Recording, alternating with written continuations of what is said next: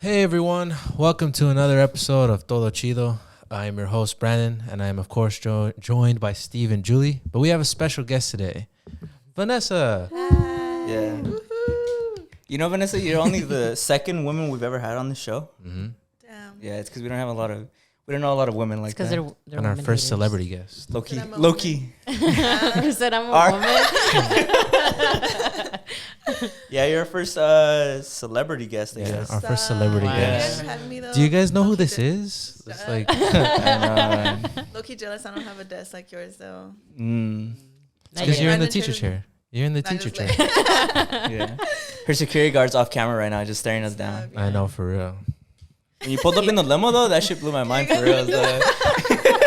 You guys Oh, can. wait, we have a shot. Not We with ha- these Oh gas yeah, prices. yeah. Okay, we have a shot. This is a shot to, I don't know, cheers to you guys. It's Women's History Month. I appreciate you guys. You guys are both women in my life. I appreciate both of you. I Hell hope you yeah. guys have a good month. yeah. Brandon. What about And that? you know what? Brandon gives me a lot of mothering nature like energy. You could just say I'm So- cool or something. So shout out to him too. Shout out to my mom too. And I'll go ahead and take the shot. Cheers. Yeah. Cheers. Did you clear this shot with her manager? I know he's kind of. Yeah, he had to taste test it Yeah. before I gave it to her. Her entourage was Cheers, not pretty poison. Wow, pissed. this is really good. What is this Right? called again?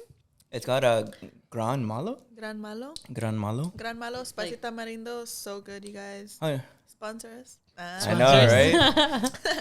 Did you like it, Julie? Yeah, it was pretty good. Pour yourself another one. You want another one? Yeah, low key. Yeah, I'm telling you, it's pretty good. Dude, it actually It tastes like a Like candy, candy. yeah. straight up like I'm the telling you, tamarindo it tastes like candy, yeah. The Strawberry. pulparindo. You, So good. you know what I wanted to do? I wanted to do, because you know how they always say Latinos and Latinas say like a lot? Oh my god. I wanted Take a to- shot every I time. wanted to say to take a shot every time you say it. So if I you have do to. that, Uh-huh. I'm gonna spend the night here. You're gonna black I'm out? not driving home. Yeah. Fuck no. We actually tried it on the Besties recently. I think maybe like 2 episodes. Sure. We set a 5-minute timer and we couldn't say the word like. The way we all started talking extra slow. You have to really think about like what you were saying. No, right? really. It was funny though. It was a challenge. But I did surprise myself though because I didn't say it as much as I thought I was going to. Yeah, like right now you're not saying it. It'll come out soon. Another one But- of these shots? Yeah. So you want to By cheers? saying it. Brandon, you sure you don't want any? I'm good. Okay. Brandon's a sober one, so his opinion on this entire show is more valid than ours Yeah. because he's thinking Starting straight. Yeah. Cheers. All right, cheers. Strawberry fields forever. Damn, it tastes like candy, dude. Tastes pretty good. Really good. Yeah. But first topic. Okay, first topic. So Vanessa, have you ever heard of Chat GPT? Yeah. You have heard of it? Have you ever played with I it? did all my homework yesterday on it. You have homework? No, I'm playing. So if I can, like a few episodes ago, what I asked Brandon and my sister, like, how do you explain death to like a child, right? Uh-huh. Because I forgot what my nephew was doing, but he came home and he was asking me like, he went to a rosary. Have you ever been to a rosary? No.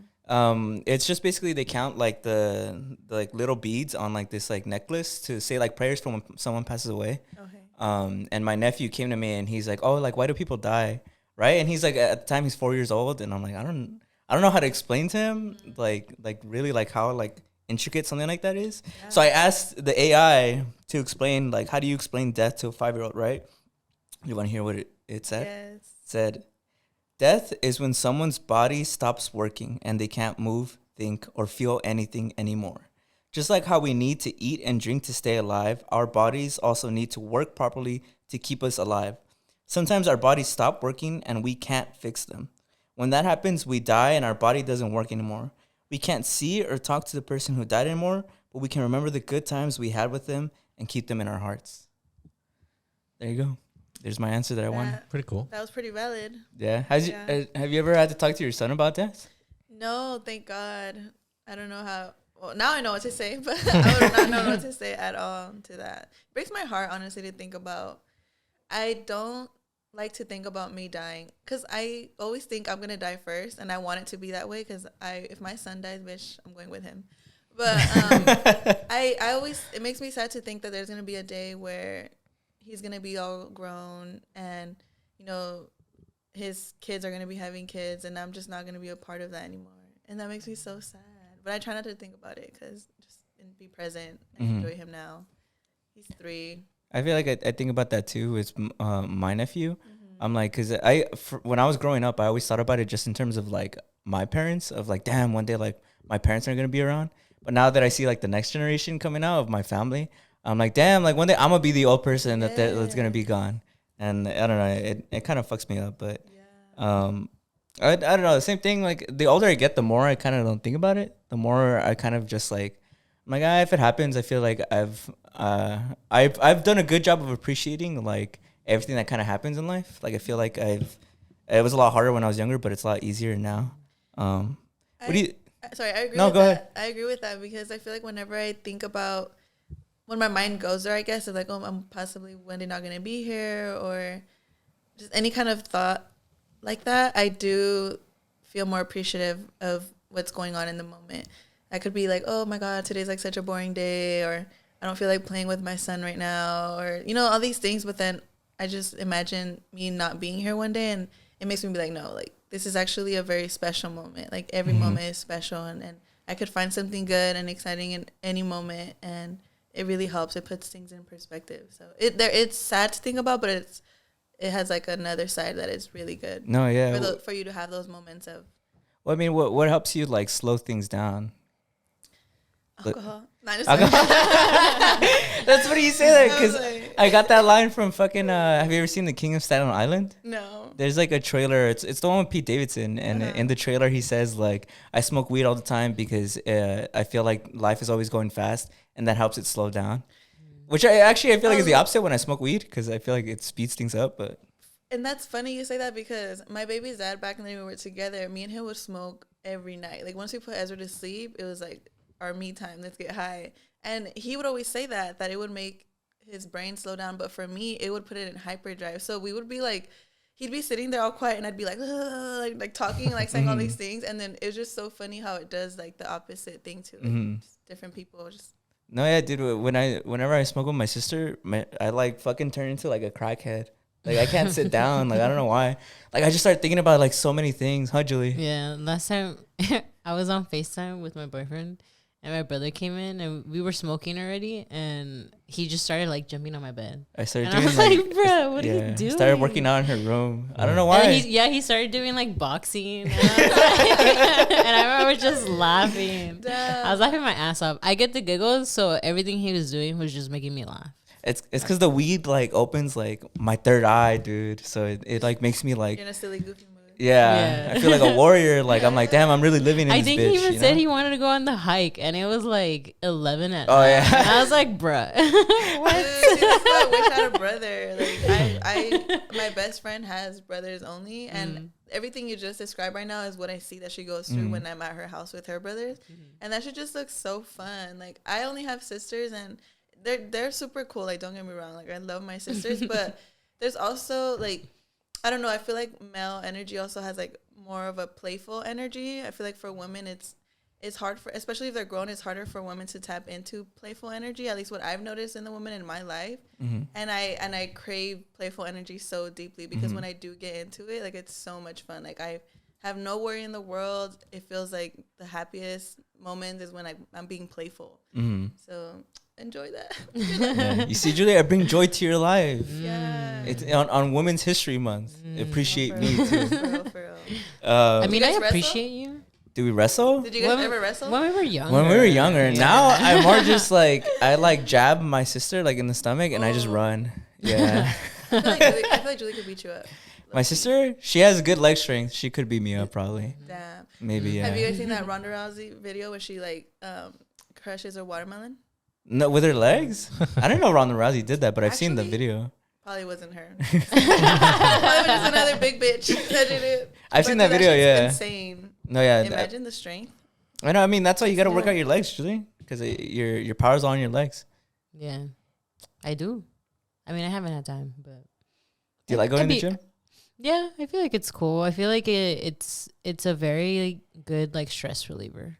I feel for also I kind of forget of like whatever's going on, or sometimes I do, and it makes me have like a clear like mind of like stuff. You're using the hate in your life to like really push yourself. Yeah, I remember one time I don't. This was like a while ago though. This was before like I even got into my relationship, but I remember I was thinking about something and I started tearing up and I was like, fuck. And I was doing like the squat rack too. At the gym? At the gym. And I was like crying at the gym, bro? Well, it was more of like it wasn't like I was holding on to something. It generally was like I was letting go of something, and I'm like, nah, that's all right, like I'm just gonna think about it here, and then from here I'm just gonna release it. And then I just did another squat, and I feel like that's like top 10 worst places to like cry is the like gym. It's like, cause I imagine like someone's like, it's like, hey, how many sets you got left, bro? And turn around with like face full of like tears, and it's like, oh, we got one more.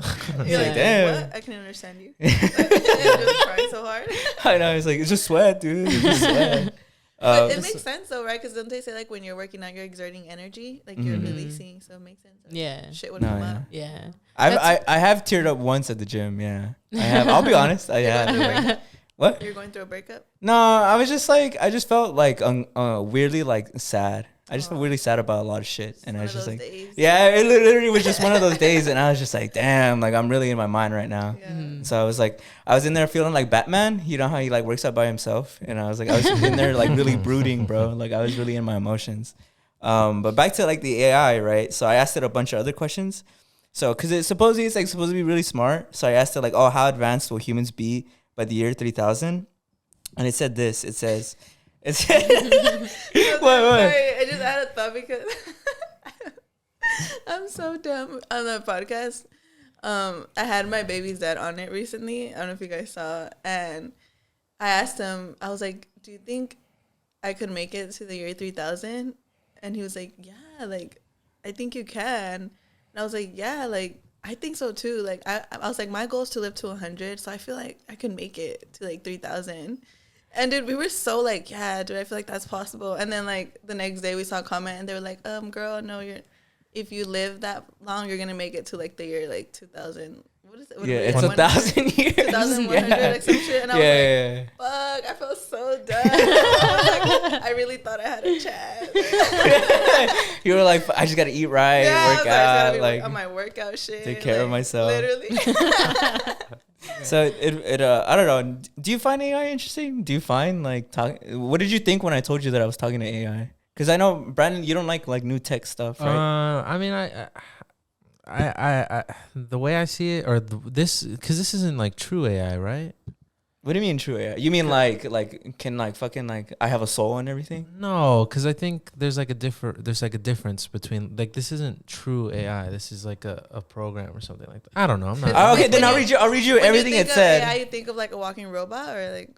Yeah. What do you mean by true AI? Because isn't true AI that it independently thinks or does stuff by itself or something like that? But this is like programmed to give you what you want or something like that. Like it's in the way that like Siri versus like Jarvis, right? Like Siri looks like it, but it's not like really AI. I don't know. I just know it's like a really sophisticated AI. I don't know. I know what you're saying. I'm not a programmer, but I've heard that it's not. I get what you mean, but I mean it's like. All I know is that Bill Gates said that he thinks that this is going to change the world the same way the internet did. Think so? Yeah. And if you look back in the day, there's this famous clip of Bill Gates. He's being interviewed like on a talk show, and he's like, "Oh, how about this internet thing? Like, I heard you say it's going to change the world." And Bill Gates is like, "Yeah, it is." And everybody in the audience is like laughing at him. Yeah, they're like, this guy's crazy. Like, he really thinks this like computer thing, everybody's going to use it. And Bill Gates saying like, "No, one day it's going to be like even bigger. Everybody's going to be on it. Everybody's going to maybe have it like on them at all times in some way." And he was right. And he said the same thing about ChatGPT. So that when he said that, also I was high. So I was immediately like, I jumped on it. I was like, I got to talk to this guy. Let me see what's up. So I asked it like, how advanced will humans be by the year 3000? And it said this. Tell me if this sounds like it's alive. As an AI language model, I can provide an educated guess based on current trends, but predicting the exact state of human development in the next 3,000 years is somewhat impossible. However, based on historical trends in technology advancements and scientific progress, it is reasonable to expect that humans will continue to make significant strides in these areas. And he put number 1, artificial intelligence. So maybe he has an ego. Maybe he has like his own like living like brain. Yeah. He said, with the continued development of AI and machine learning, it is possible that humans will have created machines that can think and reason on par or beyond human capabilities. He said, two, that we're going to have genetics and biotechnology, so the ability to manipulate our genes and develop new biotech. He said, three, space exploration, four, energy production, and then five, nanotechnology, like Iron Man. He said, of course, all of these advancements come with their own set of ethical and moral considerations, which need to be carefully navigated as we continue to push the boundaries of science and technology. Ultimately, only time will tell how advanced humans will be in the year 3000. But it's likely that we will have continued to push the boundaries of what we once thought was possible. You think that sounds like a person? Like a person talking to you? Yeah. I feel like it was blowing my mind yesterday that he was like really giving me, because I was asking like backup questions and he would like answer right away. I watched this episode with Joe Rogan and Adam Curry. I don't know if you guys watched Joe Rogan. Mm-hmm. And I forgot what Adam Curry does for a living, but he knows a lot about like AI. And he was saying that one of the things he worries about AI is that it's going to make human beings less critical thinkers, because they're not going to have the need to do it, because they're going to have the answers to their reach. They can just type in a question and everyone's going to be able to they're going to answer it for them. And I was just like, dude, that's crazy. And it's true, because it says right there, like, that the scientists are like, or what are they called? Researchers? Researchers, that they're building these AIs with the questions of, but what if they answer questions like, how do I hide a body? How do I kill someone without nobody knowing? How do I, these ethical questions that arise when you're building this kind of technology. And Joe Rogan last time, he's like, yeah, it's funny that they're worrying about this as they're building it, kind of making like that jab of it. It's like humans don't really care about these kinds of negative consequences. Like, they want to advance so much, but at the same time, it's like, have you guys seen Star Wars? Have you guys seen The Mandalorian? I've seen Star Wars. I haven't seen The Mandalorian. Dude, in The Mandalorian, I'm keeping up. They just released a new episode yesterday, and it's funny that you bring this up. Yesterday's episode was about how this man is a scientist, and he is super advanced when it comes to like genetic mutation and being able to like cure cancer and like change DNA and like get DNA from different kinds of people and build a completely new person. And he worked for the Empire, so through this amnesty program, he was being allowed to back into like the New Republic as he repented basically for what he did to help the Empire. And he wasn't allowed to work anymore on his scientist stuff, like his project, like his genetics and all that stuff anymore. He just had to do whatever job they gave him. And he escaped to like this lab to start working on his projects again, like just on his own time, but like without the New Republic knowing. And it's just crazy because everything you're saying sounds like what this new Star Wars, like The Mandalorian, like what they're basically, it feels, I've never seen Star Wars. I barely started watching it like a couple of days ago. And it feels like it's hinting at everything that's happening nowadays. Like they want the world to be united under one new world order. And that's basically what was happening in Star Wars. The Empire wanted to be in control of the whole galaxy, like everything. And it just feels like the more that this technology like advances, like it's heading that way. And these scientists might be like, oh, but what if this happens? What if this negative thing arises from this? Like, for example, like being able to tell humans how to hide a body. Like, they know that shit's gonna happen. They know it's gonna happen. I feel like it's not something that they can go around. I don't feel like there's any way that they can avoid it. They might like to pretend that, oh yeah, like we can avoid it. We can figure out like a way so that an AI just doesn't help a human in that kind of way, just in that example. But I feel like, I don't know, I feel like they don't really care about what happens in that sense of like if it's going to affect human beings or not. Like they just want like advancement. No, yeah, because I mean, I think about like the atom bomb, right? Of how like when it was first tested, like they thought that it was going to ignite like the atmosphere and like basically like blow up the entire planet, right? They thought it did at first. When the mushroom cloud happened, they thought that they basically destroyed the world because they thought that what they were fearing actually happened, that the atmosphere had ignited. So they were like, thank God when it did. Yeah. No, yeah, but that's just to like put it into perspective of like for a long time humans have kind of made discoveries where like we didn't really know the full consequences of things we did. We more were just interested in like getting it done, you know? Yeah. Like so like with AI it's one of those things cuz then I asked it what is the greatest threat to humanity? And it put like obviously climate change and a bunch of stuff and it put artificial intelligence. It said that while AI has potential to transform many areas of human life, it also poses a significant risk if not developed and controlled properly. The potential risks include job loss, unequal distribution of benefits, loss of privacy, and even the possibility of rogue AI. So, you see, it's already telling us. It just feels like, what is the point of AI? You know, do we really need our lives to be easier in that sense? Like, we already have phones. I feel like they already do enough for us. Why? And No, I mean, that's a good point. I feel like it kind of goes more like they want AI to be developed so that the humans can be more weaker, you know, just lazier. Lazier, more dependent on the system. That's kind of what it sounds like to me. I think it's just more about like, it's more about just the advance of technology. I think that's why they've kind of been creating it to see like we've been advancing a lot. Like we've come such a long way with our technology that I guess the next step is AI. Yeah. You know, it's like let's see what else we can do. Yeah. But I think it goes to how I think we've talked about it once where we're like, I think the reason we think of like AI taking advantage of us is because we were like, that's what we would do, right? If we were like in their projecting, position. right? Yeah. Well, I mean, I personally don't think that AI is going to go like Terminator. Like, I don't think it's going to have feelings and be like, I mean, it might have feelings, but I don't think it's going to be like, why do I have to take orders? Fuck you guys, you know? I think it's more, what I hear a lot of is that it's like if you tell it to do something, it might be so literal that it doesn't understand if you're like, oh, enroll hugger, and it's like, all right, I'll just kill everybody. There's no obviously that's exaggerated. Very no, I get you, but very like, well, because like a genie, no? But the example that they use, right, is like if you build a road, right, and there's like an anthill in the way, you don't stop and think about the ants, right? So if we tell AI to do something and people are in the way, it might just be like, well, no, it's nothing personal. It's just, this is what you told me to do, you know. So that's more what I think is the danger of it, you know. But yeah, I think it's pretty scary. So you wouldn't, if you guys wouldn't have your own AI assistants, like you guys wouldn't like, if AI blows up and you could have like almost like your own maid like installed into your home, where you come home and you're like, like I feel kind of sick, like I don't know what I have, like and then you tell your house your symptoms, and then it's like, oh, you have this and you need to buy this, and then you got to do like A, B, and C to get better. You guys wouldn't have something like that? You guys would just call your mom? I'd like to think that I wouldn't, to be honest. I can't say because I'm very easily persuaded.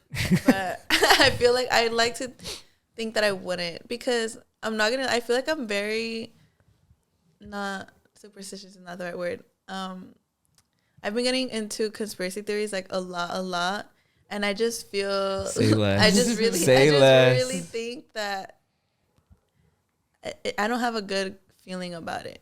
I also feel like I'm not going to be around for when it gets that advanced either. So I also at the same time, I'm like, damn, like it's not going to be my problem. I think we are though. You think so? Yeah, I think we are. I think it'll be like, we're probably like our parents' age. It's probably going to be crazy. It's going to be crazy? Yeah, because I mean, it's projected right now to be 2050. And 2050 is when like there's supposed to be this big technological jump. Oh, like in the 2050s, yeah. Because it's when they like think that AI is gonna really like finally become as advanced as the human brain, as complex. And when that happens, they're gonna see if like consciousness actually exists. Like, because people argue or debate that consciousness is just because of how complex like the human brain is. So if we found a computer that we can make as complex as the brain, then would that computer gain consciousness, or would it just be really good at like mimicking us, right? And people say that by 2050, we should have that answer. We should have a computer that's that smart. I'm thinking about Star Wars because I feel like they'd just be really good at mimicking us. Because in Star Wars, you know, they say like the Force is within you, it's through you, it's all around you, and humans create it. And AI isn't a human, you know. I feel like humans are part of the earth in a sense. You know, we came from wherever we came from, but we are made of flesh. We are vibration. We are energy.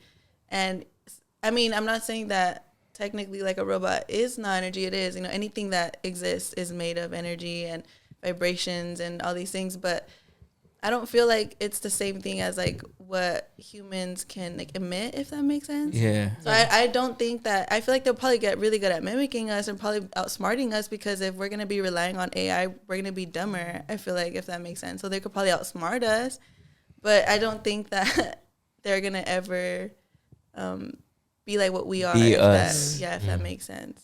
But isn't that like, and I bring this up anytime we talk about this, it's like, what if one day like, that's like racist what you're saying, because they are that intelligent, and they're like, we're not like, earthlings, we don't exist too, like we don't have thoughts and desires and love and compassion and all that stuff. But you said conspiracy theories, right? So I also asked it about conspiracy theories, and I just said like, what's like a lesser known conspiracy theories? It's honestly all the ones that I've heard about, but the one that I didn't hear about is, have you heard about the Philadelphia experiment? No, it's called, the theory claims that in 1943 the U.S. Navy conducted an experiment that rendered the USS Eldridge invisible and caused the crew members to time travel. So yeah, just an interesting thing I thought about what the AI told me, because I had never heard of that. Time travel. Yeah. Wait, can you repeat that again? It just said the Philadelphia experiment was, the theory claims that in 1943 the U.S. Navy conducted an experiment that caused for a ship to become invisible and caused the crew members to time travel. And it didn't say like where to, how long. No, I probably have to look into it more. It's just more of, that's what it like told me if I want to look into it, But that wouldn't make sense, right? 1943. You don't think they would have saw like, wait, when was World War II? You're on the mark, right? Yeah. You think they would have seen like how to like stop World War II, or maybe that is how they stopped it? Did they travel forward? I mean, I'm pretty sure, right? I thought you couldn't travel forward in time. Oh, because it hasn't happened. Yet. It doesn't. I don't know. Exist yet? I don't know. I'm not a time traveler. Yeah, I'm not a fucking scientist myself. But do you guys so. believe that like time is linear? Like it's already happening. Like it's. Well, I've heard that. Oh, you mean like it only goes brains, forward? Yeah, human brains, because we're like fourth dimensional beings. Yeah, or exactly. something? We can only see things in the past, present, and future, but in reality, time is happening all at once. Like, have you guys seen Everything Everywhere All at Once? Yeah. Yeah. It's everything, like the past, present, and future is happening right now, all at the same time. We just can't perceive it that way. Yeah. So I mean, if that makes sense, Yeah, that maybe. they could have done that. They went to the fourth dimension. Yeah. They're like, whoa. You know, I actually asked the AI about it, but it wasn't anything interesting. like I saw this TikTok the other day where this girl, she's like an energy healer. Like I don't know exactly how energy healers work, but she was like imagining like some like Star Wars shit going on. But she basically said that like she'll go into like she'll be working with a client, and a lot of times she'll walk the client through remembering really like traumatic events in their childhood, and she'll walk them through how to heal that, so that their energy is more like healing and not as her, and they'll live better in their day to day. But she says that when like she's on a time crunch or things like that, it's possible for her to go in, and instead of walking the client through healing it themselves, she'll do it for them. And she said that with this specific client, she was like on a time crunch, so she was like, I'm just gonna do it myself. So she like put her on a hypnosis state, and she went in and she brought up an old memory that was really hurtful to her, and she healed it herself for her. And when she was done with the session, the girl told her like, I actually found you through like the internet. She said, but when I saw your picture and like I saw your videos, I felt connected to you on a different kind of level. Like I felt like I knew you. I felt like my soul recognized you. Like there was just something about you that I felt like you were already like part of my family. Like there was just something, some energy, like just looking at you online that was drawing me to you. And she believes it was because since time isn't linear, past, present, and future is all happening at once, her soul recognized her because she had already gone in to heal her in the future. So that's why when she saw her, she was like drawn to her, if that makes sense. But I guess like, does that mean we don't have free will? Like technically, right? Because like if it's happening all at once or it's already happened, does that mean like no matter what, like me making choices is me thinking I'm making choices? Like everything, like, do you know what I'm saying? Like, well, like, do you ever think about like the multiverse? like when how no like I know, but it's just like the way how like casual that is. Do you ever think about like the multiverse? like you know how like for example like Low Key. Did you guys watch the Yeah. Low Key? Yeah. How every like even Ant-Man. Did you guys watch the new Ant-Man Yeah, movie? yeah, How yeah. when he is going into like bring what is that called like to bring that The energy thing. the possibilities, Yes. the Oh. zone of like and possibilities. Exactly, and when he's in there, every thought that he has of what a possible outcome could be, it turns into a new like person. Also, like, a you're new saying it's timeline. all every choice you ever make is It's existing already at once. exists. Exactly. So it feels like every possible thing already exists. It's just you're just choosing what path to go down. Oh, to. that's interesting. That's interesting. That's just what I think of it as. That's an interesting That's it. take. That's an interesting Yeah. take.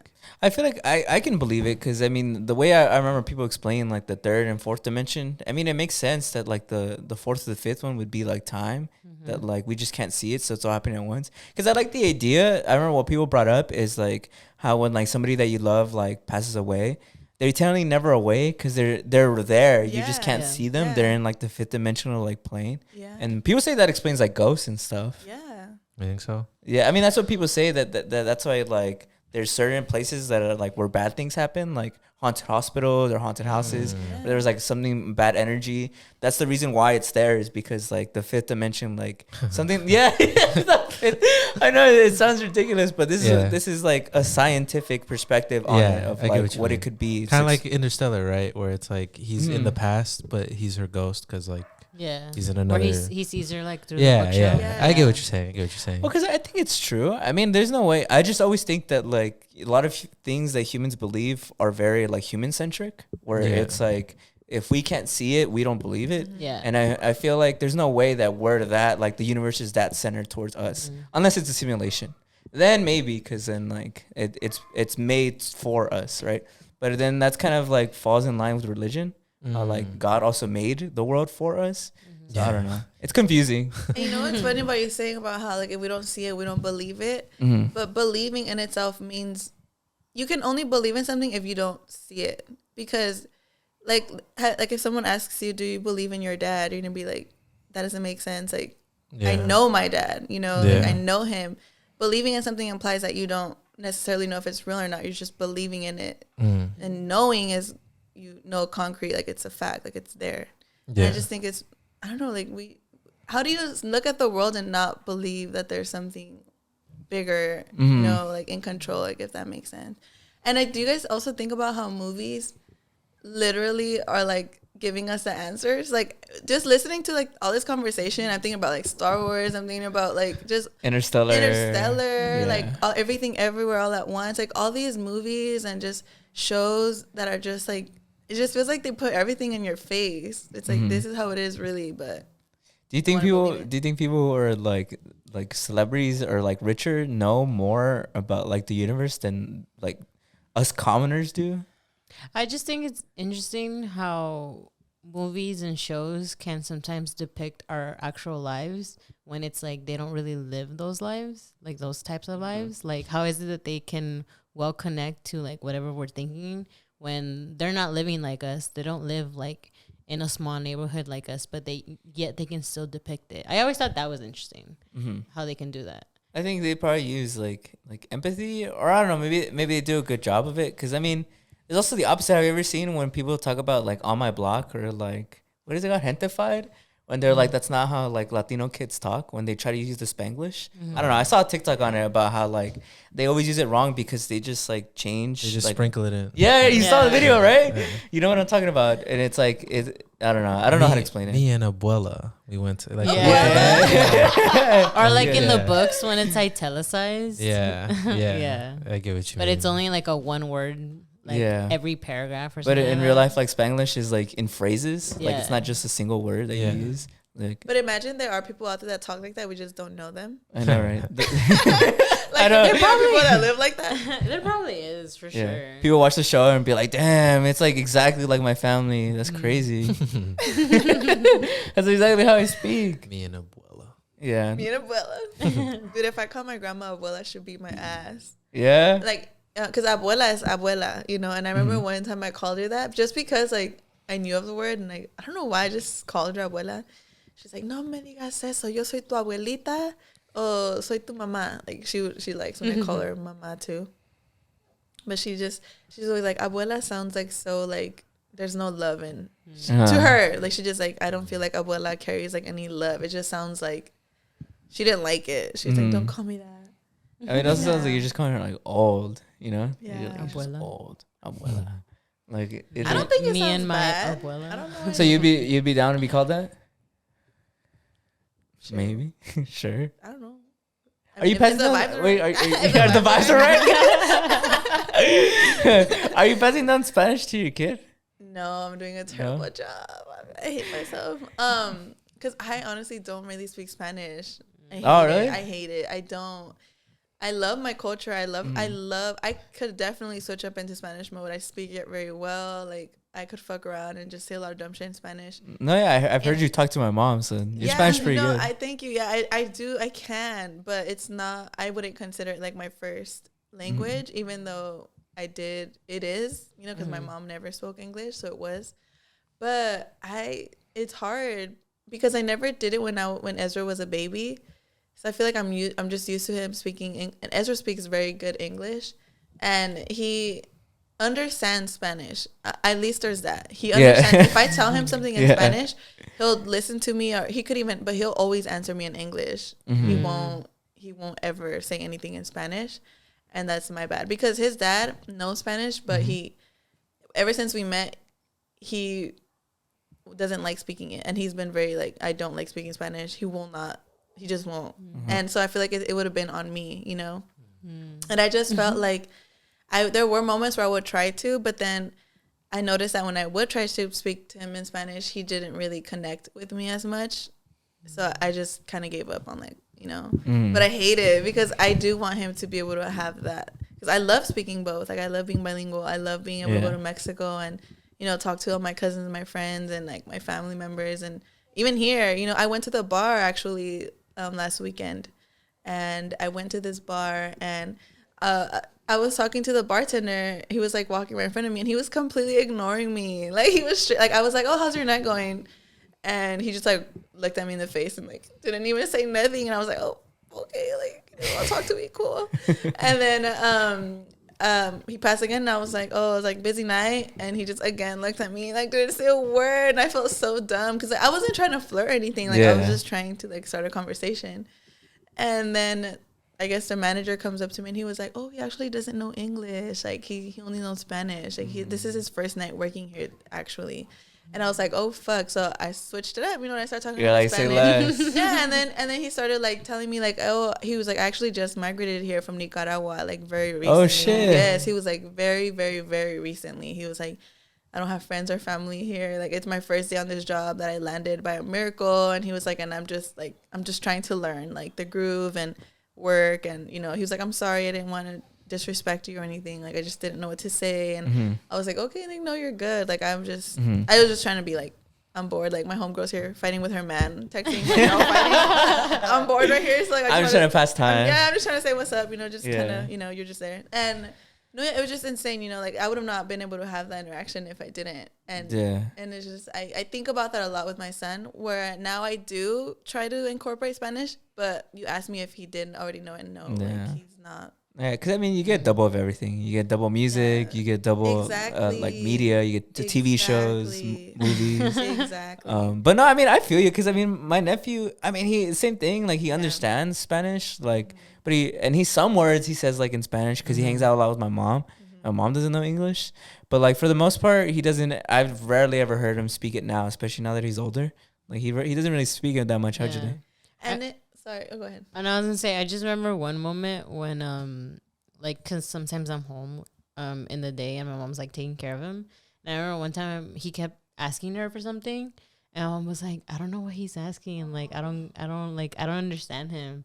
And he could tell that my mom didn't understand him, so he said it in Spanish. Oh, and then I was just like, wow. So he knows, like he knows, and that was like when he was like probably like 3 or 4. Yeah. And I thought it was like the funniest moment, at least to me, because I was about to like translate to her, but then he like did it himself. Oh, yeah. that's sweet. Yeah, I've thought about maybe like speaking to him more in Spanish, just because like at least for that, like my mom is really like she has a very close relationship with my nephew, so I feel like the more I help him out, the more he'll probably grow up and have an even closer relationship with my mom. Because like then if he grows up and he doesn't know Spanish, he's like, damn, my mom doesn't know English. Yeah. So like they're not gonna be able to communicate at all. Yeah. And I mean that's one thing that I always thought about with me, because I feel like my Spanish is okay. Like my sister for sure I think speaks the best Spanish out of my siblings. I don't know. My brother speaks pretty good Spanish too. Oh yeah. But like I always thought about that too. I always wish I could have talked more to my grandparents, but it's because like there was like that language barrier. I also didn't have grandpas. I only had grandmas, so I always felt like I was babied. So I'd always felt like it was weird to be like, yo, grandma, like tell me your backstory, like Yeah. And also too, I feel like I was just talking about this with my cousin the other day, because I have a cousin who was born here in the United States, but she always since day one has like claimed like our culture very strongly. Like she didn't even like English music. She was just always listening to banda and corridos and going to jaripeos. Like she was just that, you know. And I was actually born in Mexico, but I never lived there. So I was born. Wait, you for real? Yeah, I was born in Mexicali. Oh shit. Mexico, yeah. So, but I never lived there. I came over here like when I was like 9 months old. My parents brought me here, so I was raised here pretty much. This is all I know. Even though I visit Mexico often, I've always felt more strongly here than I did over there.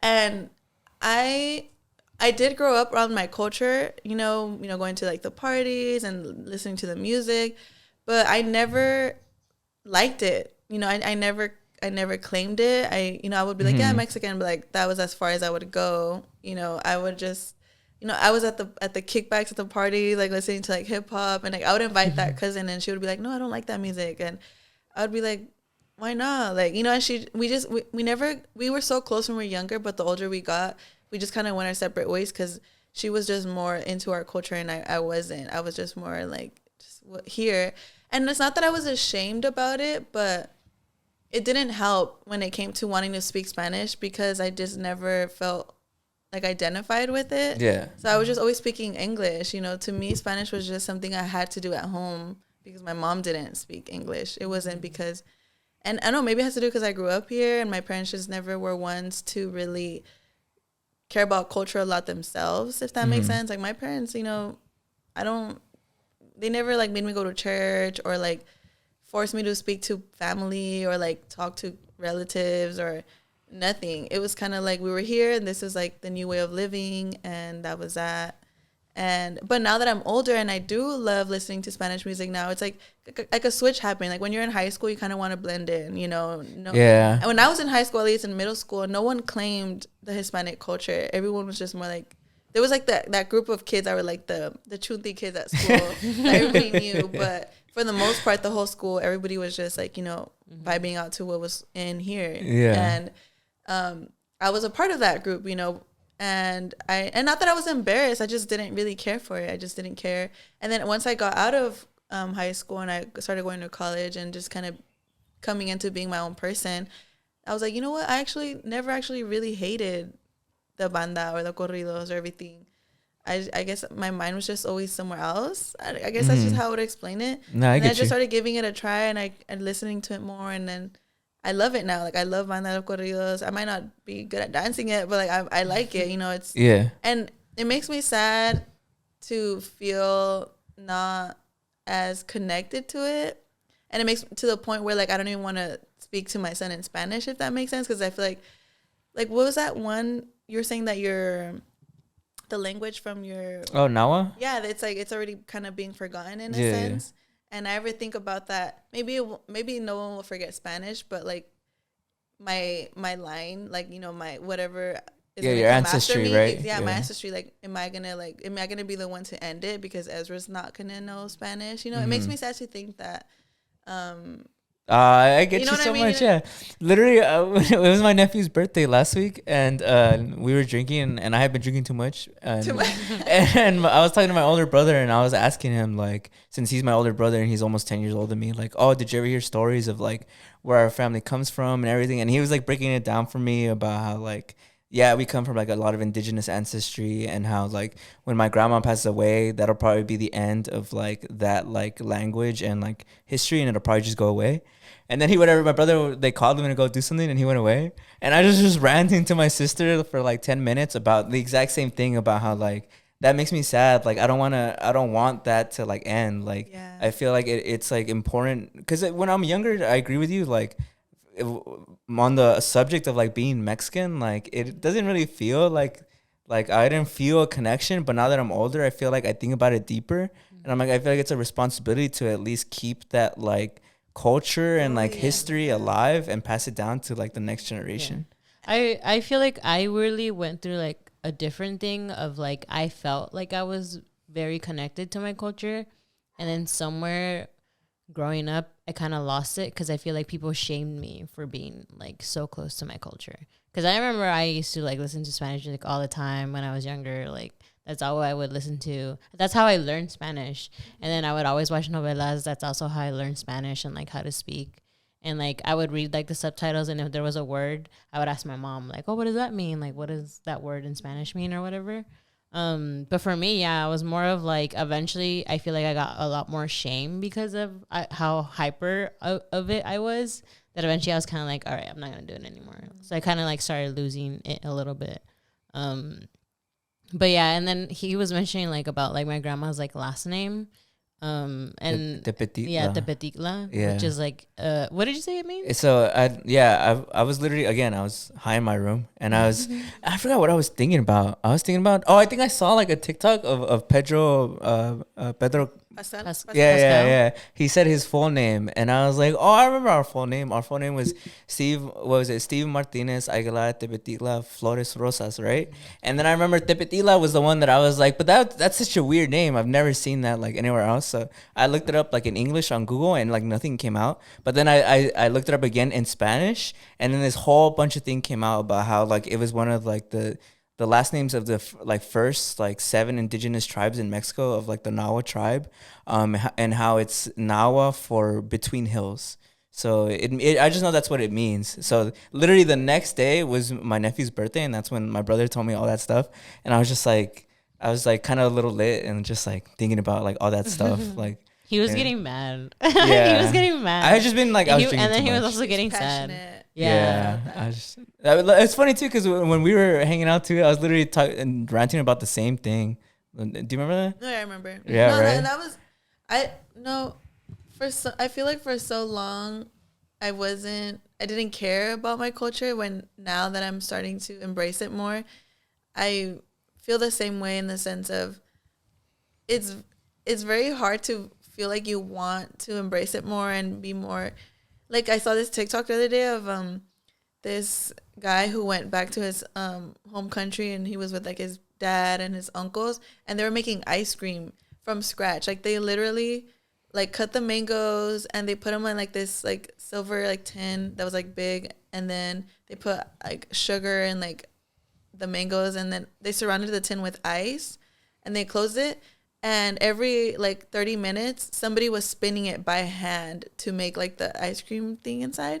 And he recorded like all his uncles, his grandparents, his dad, him, his cousins. Like they were all taking turns like spinning it to make ice cream. And they were like out in like a rural area in Mexico and just like vibing. And his cousin brought like a violin, and like they were just like vibing, you know, like they were just drinking, vibing, making ice cream. And you know, I think about life, how it's so fast paced here. You know, we want to succeed. We want to, you know, we have grand goals and passions, which are valid, you know, of course, like do what you want to do. But we forget just like the simple things that actually make us feel connected and whole and happy, like with our family around us. And I feel like here, when I look at my sisters and my parents, they're also caught up with like their lives of working and what are they gonna do and their relationships. And when I'm living in a house with them and I don't feel connected to them, if that makes sense. I don't feel like a deep sense of connection with them where we embrace each other in this kind of way.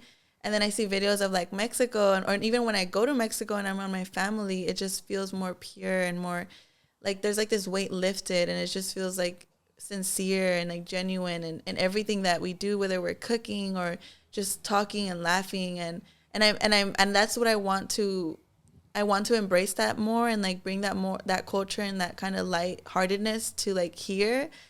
But it's hard to, because it's just, you know what I mean, like it's just so hard to do that here. And Why do you think that is? Because I feel like it might be like, I think of like grind culture. yeah, Of like, it's just like, yeah. you know, just like push everything else away and only like work for I don't know, like work for what you want and like not. It's hard to describe because for me, I've thought about this recently because I feel like I have like a problem of where I try to like I prioritize certain like I guess you could say business stuff over like familial stuff sometimes, and like I think about it as like, oh, it'll be okay because one day it'll be like worth it, right? But I think about it like, but what if I get older and I'm like, damn, like I should have went to my nephew's like a baseball practice that one Tuesday, even though it was just like like I'm tired, like I just want to chill at home and like edit or something, right? And then it makes me feel like, what if like I get older and I realize like, damn, like I'm not gonna say in my deathbed that I wish I had worked more, right? But I'm gonna say I wish I had spent more time with my family, right? Exactly. So I totally feel like that might be the reason why, Yeah. but I don't know. What do you think? No, yeah, I agree. Like, I feel like my struggle right now is just more of like that I know that I want to incorporate it, but I'm not acting on it. It's just more of like I want to, but then I look at Ezra and instead of like speaking to him in Spanish, I'm still like speaking to him in English. And all because I don't want to struggle. You know, I already know that when I speak to him in Spanish, he understands, but not a lot. You know, not a lot as if I were to speak to him in English. So I just give up. I'm like, okay, well, I'm gonna just speak to him in English so he could understand, instead of just having patience and just going with it, because that's my intention, right? If I want him to learn Spanish, I have to be patient and keep it going. Yeah. And I don't want to for whatever reason. And I feel like that's the frustrating part. It's like, I know I want to, but I'm not willing to actually put the work in. And I'm being really honest, like, because it takes time, it takes work. It's discipline, consistency. Yeah, exactly. And I wish I had more of that discipline, I guess, to do it. Yeah. The way you guys have kids, look out for it. Start in the beginning. Yeah. Well, I remember when our nephew was born. I remember I actually used to talk to him in Spanish. Like I would just naturally talk to him in Spanish because like I was so used to my mom talking to him in Spanish, and I would always just hang out with him. Yeah. So to me, I naturally, like when I would see him, I would say stuff to him in Spanish. But then eventually it started happening where I was just around my brothers and the baby. So then I started talking to him in English. Because, like, around my brothers, we just speak English. Around my parents, we speak Spanish. So, like... Right, let's start then, Julie. you know what's funny? Me and my sister were hanging out, like a week ago? And we were in public. And I think we were literally talking about the same thing. And I was like, all right, then. Like, the rest of this day, you and me are only going to speak Spanish. And you didn't want to. Yeah, I was the one who was going for it. Because it's just really... I guess it's just, like, habit, you know? Like, we've been in such a habit for, like, all these years, like, talking to each other in English, that when he was like, all right, let's switch it up then, let's start speaking Spanish, and I was like, okay. And in my head I was like, I can't. It's because I couldn't translate, like I couldn't think of Spanish words, and I kept wanting to say everything in English. So I was just having a hard time being like, fuck, I'm like, what do I say? I was literally like, hola, mi hermana. Yeah. And she couldn't take me seriously. I couldn't do it. I just couldn't do it. I was like, I can't. But it's funny because I remember one time we were in, like at the dinner table, and I was talking to my mom in Spanish, and then I would switch over and like I would legit talk to Stevie in like English. So like I legit can like quickly like just translate, just switch it up. Like, and I thought I was so impressed with myself that day because I was like, wow, like I'm doing that. But it would be like nice to just overall just speak Spanish. But it's just like, I think now it's just like a habit, you know. Does your mom ever say, hablan en español, estoy aquí? Has she said that? I don't think so. Not really. No. I mean, my mom wants to learn English, but she's been wanting to, maybe the opposite, like kind of for her. She's been wanting to learn English for so long, but she just like hasn't. Like since we were kids, she's always like, I want to learn. She's been practicing, but yet like you'll say like stick. You'll say a simple like English sentence to her, and it just like she doesn't my understand. mom's the same way. My mom's the exact same way. She's been here for as long as I've been here, and she looked like 25 years and hasn't stuck. So I feel like she's given up. Like she knows phrases, she understands certain things, but there'll be times where we're all talking English at the dinner table, and she'll be like, "Ay, hablan español, estoy aquí, no les entiendo," and then we'll just start talking in Spanish. But do you guys ever go out in public and you guys see like maybe Chinese people speaking Chinese or you know just Asian people like talking whatever culture they are and just speaking, and you think it's so sick that you can't understand them? Like I personally, like, I'm out at the store. Dude, I was gonna say. That's why it happened. That's why we started saying like we need to start speaking in Spanish because people can understand this. Like, why can't we do it? Literally, so that's been happening to me for a while now. Like over a year, I'll say, like, where I go out and it doesn't matter where I'm at, and I'll see someone speaking their culture and they're super into it, just talking, especially when I'm getting like my toes done or anything. And people are just like talking their culture, and I'm just like, damn, like they don't give a fuck, like they're just talking and they're talking shit. Yeah, literally, fuck, probably I got some big ass toes. They're like, damn, it stings. literally, and I've been me personally.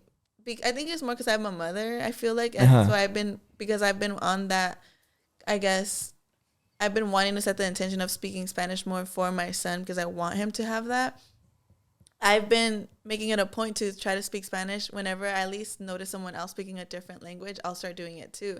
And I've been at like Ross or like Target, and like I've seen people start speaking in a language I don't know, and I'll start speaking a language to my sisters, and they'll still answer me back in English, but I'll still only respond in Spanish, and my sisters will be like, dude, just like respond in English. And I'll be like, no quiero, yo quiero hablar español, que tenga que empezar a hablar español. And I just start like going up and like, fine, like whatever. Like, but it feels so nice because I'll start feeling like bougie. Like, yeah, you don't know what I'm saying. you wish you knew what I was saying. I could be talking shit about you right now. I'm not, but you don't know that. No, yeah. That's so why, cool. That's why that same day, it was because we saw like, I don't know who it was, but it was like two pairs of like people and they were speaking like a different language. Yeah, I think it wasn't like an Asian family or something. They were speaking like whichever language they were speaking, and then it was funny because my sister and me were like, I was trying to speak Spanish to her, and then like a girl passed by on the phone speaking Spanish, and she's like, oh well, there you go, it ended already. Like she would understand that we're talking shit immediately. Yeah, it's because Spanish is kind of more popular here. It is, for like people like definitely like Vietnamese people or like I don't know what's the language that Armenians speak. I don't know, because that's the one that I went. Armenian? Is it Armenian? I don't know. Because I went to the urgent care because of my ear, and I remember they had like signs and stuff, and they were like, the desk ladies, they were like completely speaking a different language that I did not understand, and they were like laughing, and I was like, know. I was like, it's like they better not be laughing about me, like. They're like, this guy really got his ear fucked. I know,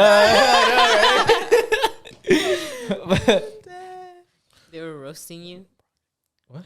You said you want to talk about the Willow Project, no? Is it shot o'clock? Is it shot o'clock? You want to take Are you serious? I don't know. Go ahead. Is it? Go ahead. Is it? Let me see. Let me look. What time is it? Hold up. Oh my God. My sister's so dumb. She just texted me, would I be a California resident? Girl, you were born here. You want a shot? Come on, bro. I have one. Vanessa, Julie, do you guys want a shot? Any of you guys want a shot? I'll take one if you guys are down. Sure. Yeah? I'm down. Yes. It's over there. Please. Not the gender roles. Not the gender roles. You have to serve. I know. But you didn't want to talk about the Willow Project? Yeah. No. You don't want to talk about it. Wait, is this is still part of it, no? Yeah. This is still part of the episode. Oh, I thought this was like a this is part of it, bro. No, this is right. part of it. I'll wait for you guys to take a shot. All right. Oh, Because it's important, bro. You Thank gotta you. listen. All right. I am gonna listen. I'm gonna give my take. take on Be what? like, who cares? My take? Who cares? I'm gonna leave this in too when I edit. I'm gonna leave it He's all gonna in. say something like bad serious. It's like, And then I'm Make us gonna look like make it look like you assholes. guys are just like, who cares? who cares? I mean, let's take a shot. Hey, fuck it. Even more of a reason. The world's gonna die. Fuck it. The world's ending. Might as well. She said, okay, I'm just faded. I can't think. She's so dumb. All right. Well, I don't know. A toast. Give me a toast. To embracing our culture more. All right. Cheers. Woo-hoo.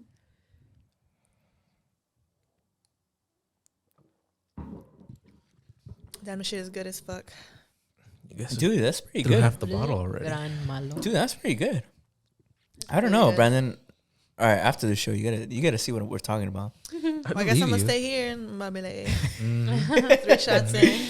I can't drive. We got Just her. lie. We got her. We got her. All right, Brennan, what you got? All right. Yeah, So have right. you guys heard about the Willow Project? No. No. Kinda. Educate us. You've heard A of little. A little bit, yeah. I've seen what happened. So basically, if you're not familiar with it, it's a drilling project in Alaska. It's a little bit above the Arctic Circle. It's for oil. It's produced or proposed by ConocoPhillips. That's the name of the company. And there was a big backlash by a lot of people. You guys probably saw it on TikTok, or maybe in passing you saw it, where people saying, sign this petition, call your representatives, stuff like that. Tell them to encourage Biden to not pass it. But it passed. He agreed to pass it. So basically, it's the biggest drilling project in decades.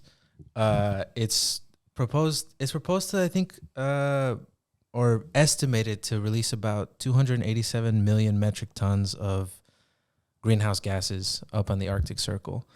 It's kind of ironic because Biden also recently just passed or imposed limits on 16 million acres of land in Alaska, but then he went and approved the biggest project in decades. It didn't go fully through, but I think it's kind of hilarious how much they got. I think it's Biden disagreed to 7% of what they were asking for, but they got 93% of it or something like that. And I guess the main thing was that they wanted 5 drilling sites, but he only said they could have 3. That's what I'm Real. talking about. That's my president right there. That's the president right there. That's why I voted for him. No, but yeah. I don't know. I think it's kind of a downer. The Arctic Circle is already heating up 4 times faster than the rest of the world. I don't know. It's looking like it's going to be pretty detrimental to the environment. Thoughts? What are you guys? So what is it supposed to do? More oil. So I guess proponents of it are so the people in Alaska, even some of the native tribes, they rely heavily on the oil industry for jobs and the economy. So they're we need to work, because there's not, it's the Arctic. What are you gonna do, Obviously, gas prices are super high, and so I think Biden wants it, or I guess everybody in general kind of wants gas to be cheaper, and because it's in Alaska, that's a state. It's coming from inside the United States, so if stuff's going on outside of the world, we're still more in a little bit of control. So it's a lot of economic things that I think are the quote unquote benefits of it. Oil for what? What's that? What kind of oil? For cars, gas? fossil fuels, Olive oil. Yeah. Where Olive drilling oil? into what? The ground. And they could get oil from here? That's how they get oil. Yeah. As long as they drop the gas prices. You think so? They're doing it already. I'll Fuck. take. Damn. I just feel like She said it's fuck the environment. Hey, I know you for us said I'm here fuck for a the good environment. time, not a long time. Damn. Brandon? What Take? can we do? I don't know. It's hard, man. It is hard because I remember hearing a little bit about it, and I'm like, shit, dude. I'm not fucking Superman. If I could just fly, if I could fly over there and stop them, I would. Shit. But I'm I there's what can I do? Well, is there a call to action? I guess it's a more you're supposed to be pressuring your. I guess because Biden or even the Biden administration, one of his plans was that he wanted to reduce the United States' energy output. So he wanted to bring it down to he wanted to get the U.S. to reaching net zero emissions by 2050. Which is a pretty ambitious goal, but everybody's how does that fit in the biggest oil, you know what I mean? Yeah. In terms of call to action, what can we do? It's Don't drive your car. It's kind Don't of buy the oil. You know what's interesting though that I learned I guess in doing or just reading up on what kind of is actually happening with it. I guess a lot of people kind of enter that mindset of I got to reduce my carbon footprint. Maybe I should take my bike to work more. Or I should recycle more. That's propaganda from I've heard companies, that. Yeah. that recycling doesn't really work. And reducing your actually the idea of reducing your carbon footprint is paid for and it's sponsored by oil companies. Because they want people to blame themselves other than blaming them for what's going throw on. out my paper straws. Yeah, basically, I know, right? it's I go full Karen at fucking Starbucks when they give me paper straws, bro. They're Yeah. terrible, bro. I fucking hate them. No, yeah, they get all in They your start fucking. sogging up and shit. Yeah. Oh my god. well, I guess it's I guess it's like another thing about it is that it's only 100 companies that are responsible. So 100 companies are responsible for 71% of the world's carbon emissions. Just 100. Yeah. Damn. We gotta have a revolution, bro. We just gotta tear it all down. Do you guys think that they don't give a fuck to actually change anything because Jesus Christ is coming soon? Jesus Christ. Are you being like dead ass? A thought popped into my head. Putting it out there. Mr. Beast? I don't think that. No. Imagine though, like they were like, we know the future. Like, have you ever seen Cabin in the Woods? No. Wait. Fuck. I only remember the scene where they were about to make it out and there's like a big force field. Yeah, the one Chris Hemsworth, he crashes his bike. That's all I remember. It's just basically about how like the world powers know that like the like devil is real or whatever, and the world is gonna end, and that they need to do like these horrible things in the world like as a ritual, and that helps the demons stay at bay. But if they don't do it, then that's when they come out and like the world ends. Mm-hmm. And it kind of, I guess that reminds me of that, of like, it's like, oh, do you think people in the government know that the world is ending? That's why they're like, who gives a fuck? Who gives a fuck? I think it's more like realistically, it's just that they're old, so they're like, like who gives a fuck about the environment? I'm not gonna be around. Yeah, like I'm not gonna be around to have it. Oh, but I am gonna be around to have a lot of money. Mm-hmm. So obviously they pass this, they get a fuck ton of money. They try and like do whatever. You don't think they have any kind of like morals and values? Like my family, like my kids, my grandkids are gonna live here. You don't think they feel bad for them? It's because they're rich. So I think what is it? They're buying a bunch of land in like New Zealand and stuff. Why where they buy a bunch of land that are not going to be as affected by global warming. Cause like I don't know, there's a bunch of like record. I mean, look, it's been raining for like 2 months here. It's Los Angeles. It's not supposed to do that. It snowed. It snowed here. There's been record breaking heat everywhere, like 130 degrees in some places. I don't know. I think that's pretty insane. Well, I've seen the videos of like even like where polar bears are, and they're like skinny as fuck. They're like, skeletal. They're like skeleton, and then like the ice is like melting, and like. And they basically have like no habitat anymore. Yeah. Because of how hot the earth is getting. Well, because like yeah, I think the big sigh. The equivalent of like. But I mean, they kill people though, so should we really feel bad for polar bears? I don't think they kill people. What's that one National Geographic where there was like a couple people on a boat? Did you guys hear about that? No, what was that? Dude, it was like a couple people from National Geographic, and their boat like fucked up and it was like sinking, so they had to like hop on a piece of ice, and they were all chilling there waiting for like a rescue to get rescued, and a polar bear pulled up on them, bro, and dragged someone out and ate them. Yeah. So fuck. I'm just like, it's because she's Team Humanity, bro. I'm telling you, what did I tell you? It's because it's survival of the fittest. If you're not a human, I think that like I don't know. I think the environment not being good is like your health, right? Yeah, I know for it's sure. pretty short-sighted. I think if the environment isn't good, then what does not having a job matter? It's like oh no, my job, but the world's on fire. You know, I don't know. That makes sense. I think it just goes back to like what you were saying, like even if there were like we're already starting to kind of see the repercussions of not giving a fuck about like the weather and climate, but I feel like to see catastrophic results is gonna be like way down the line. And I feel like that's why they're like, who cares? Because it's like, like you said, we're not going to be around to see it. So they don't give a damn. I think we are going to be around to see it. No, we are. No, we are. But the old ass like people like.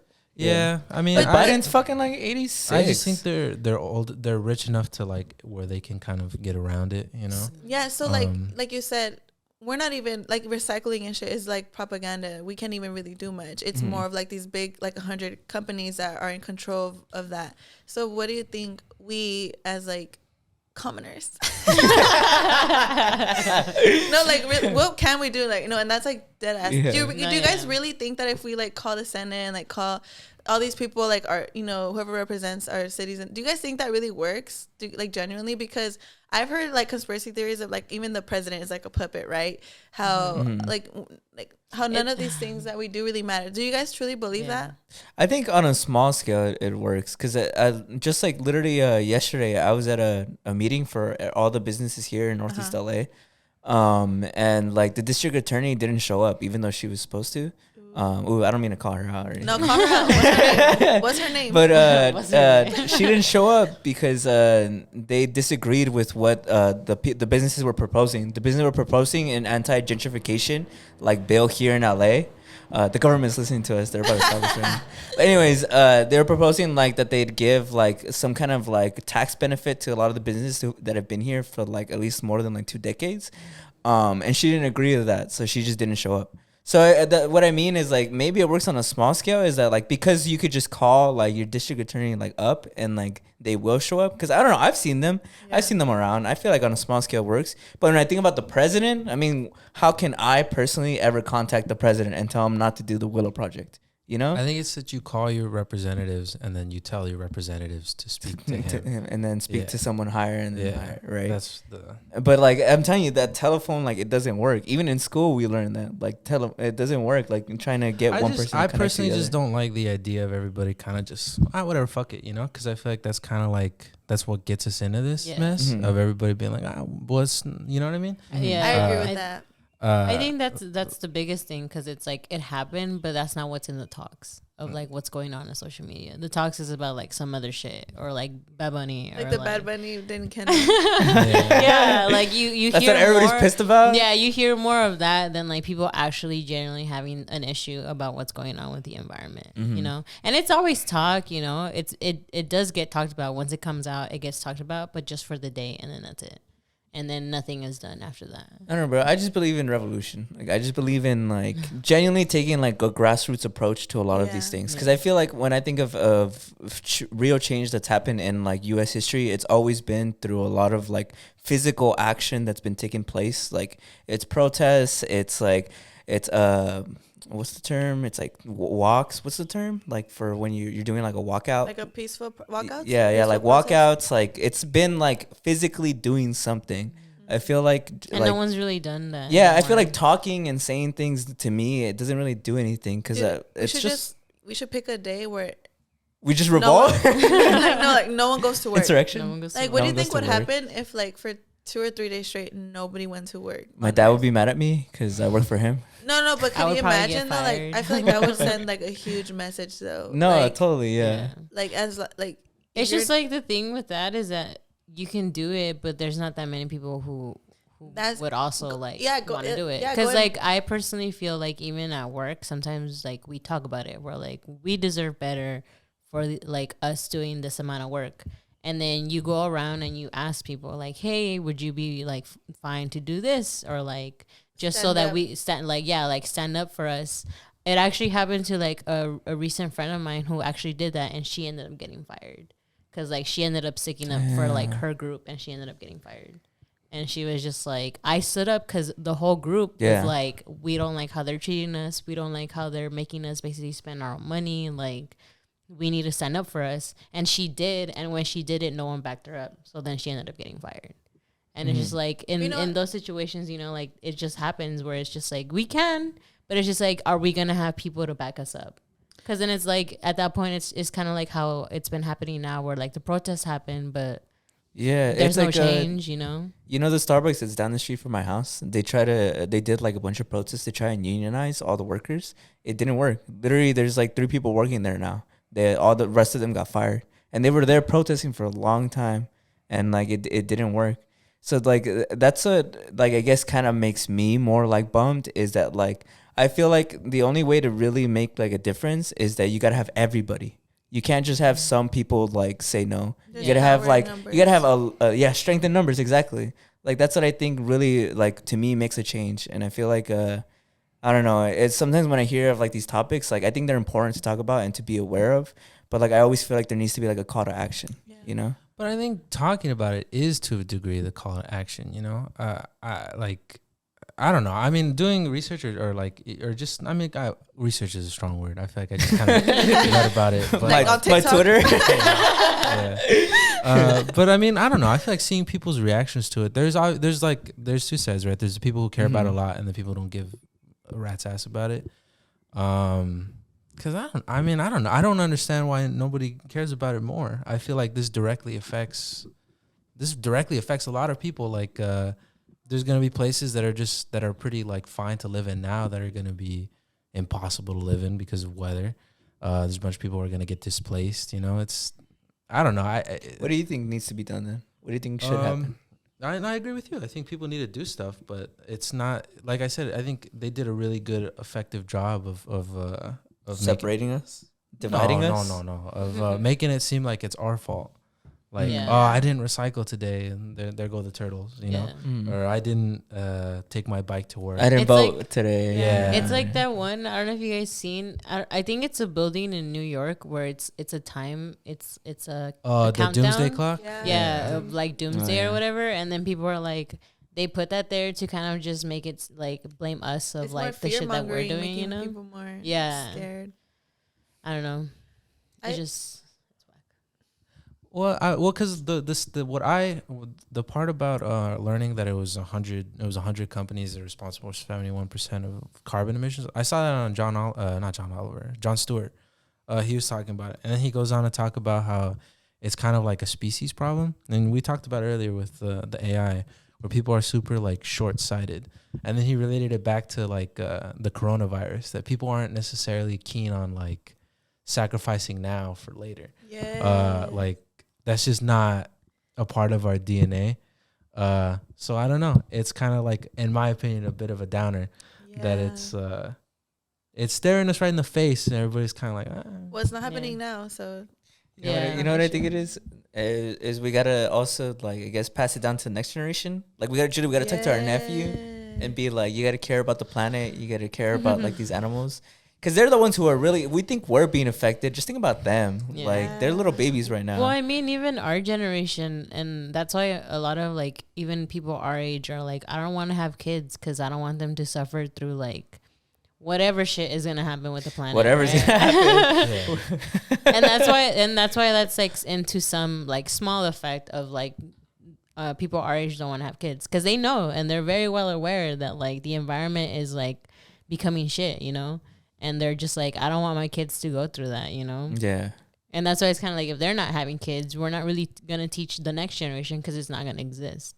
Like, so it's like kind of like us to kind of like learn it, but I you think know? with that is I feel like it's been forever because Jon Stewart also showed it. He showed like politicians from like the 60s saying basically bar for bar what Biden would say, where it's like, we're finally going to take a stand on like the environment, kind of reiterating the fact that it never happens. Yeah. Mm-hmm. And I feel like there's always that mindset of like, oh, but the next generation, you know, They're going to be the ones. So it doesn't have to be us. Yeah, and I feel like that's just continuing that like, That yeah, cycle. but like it's not my problem. Let them. Yeah, they'll handle it. Yeah. You know what I mean? And Yeah. I don't know.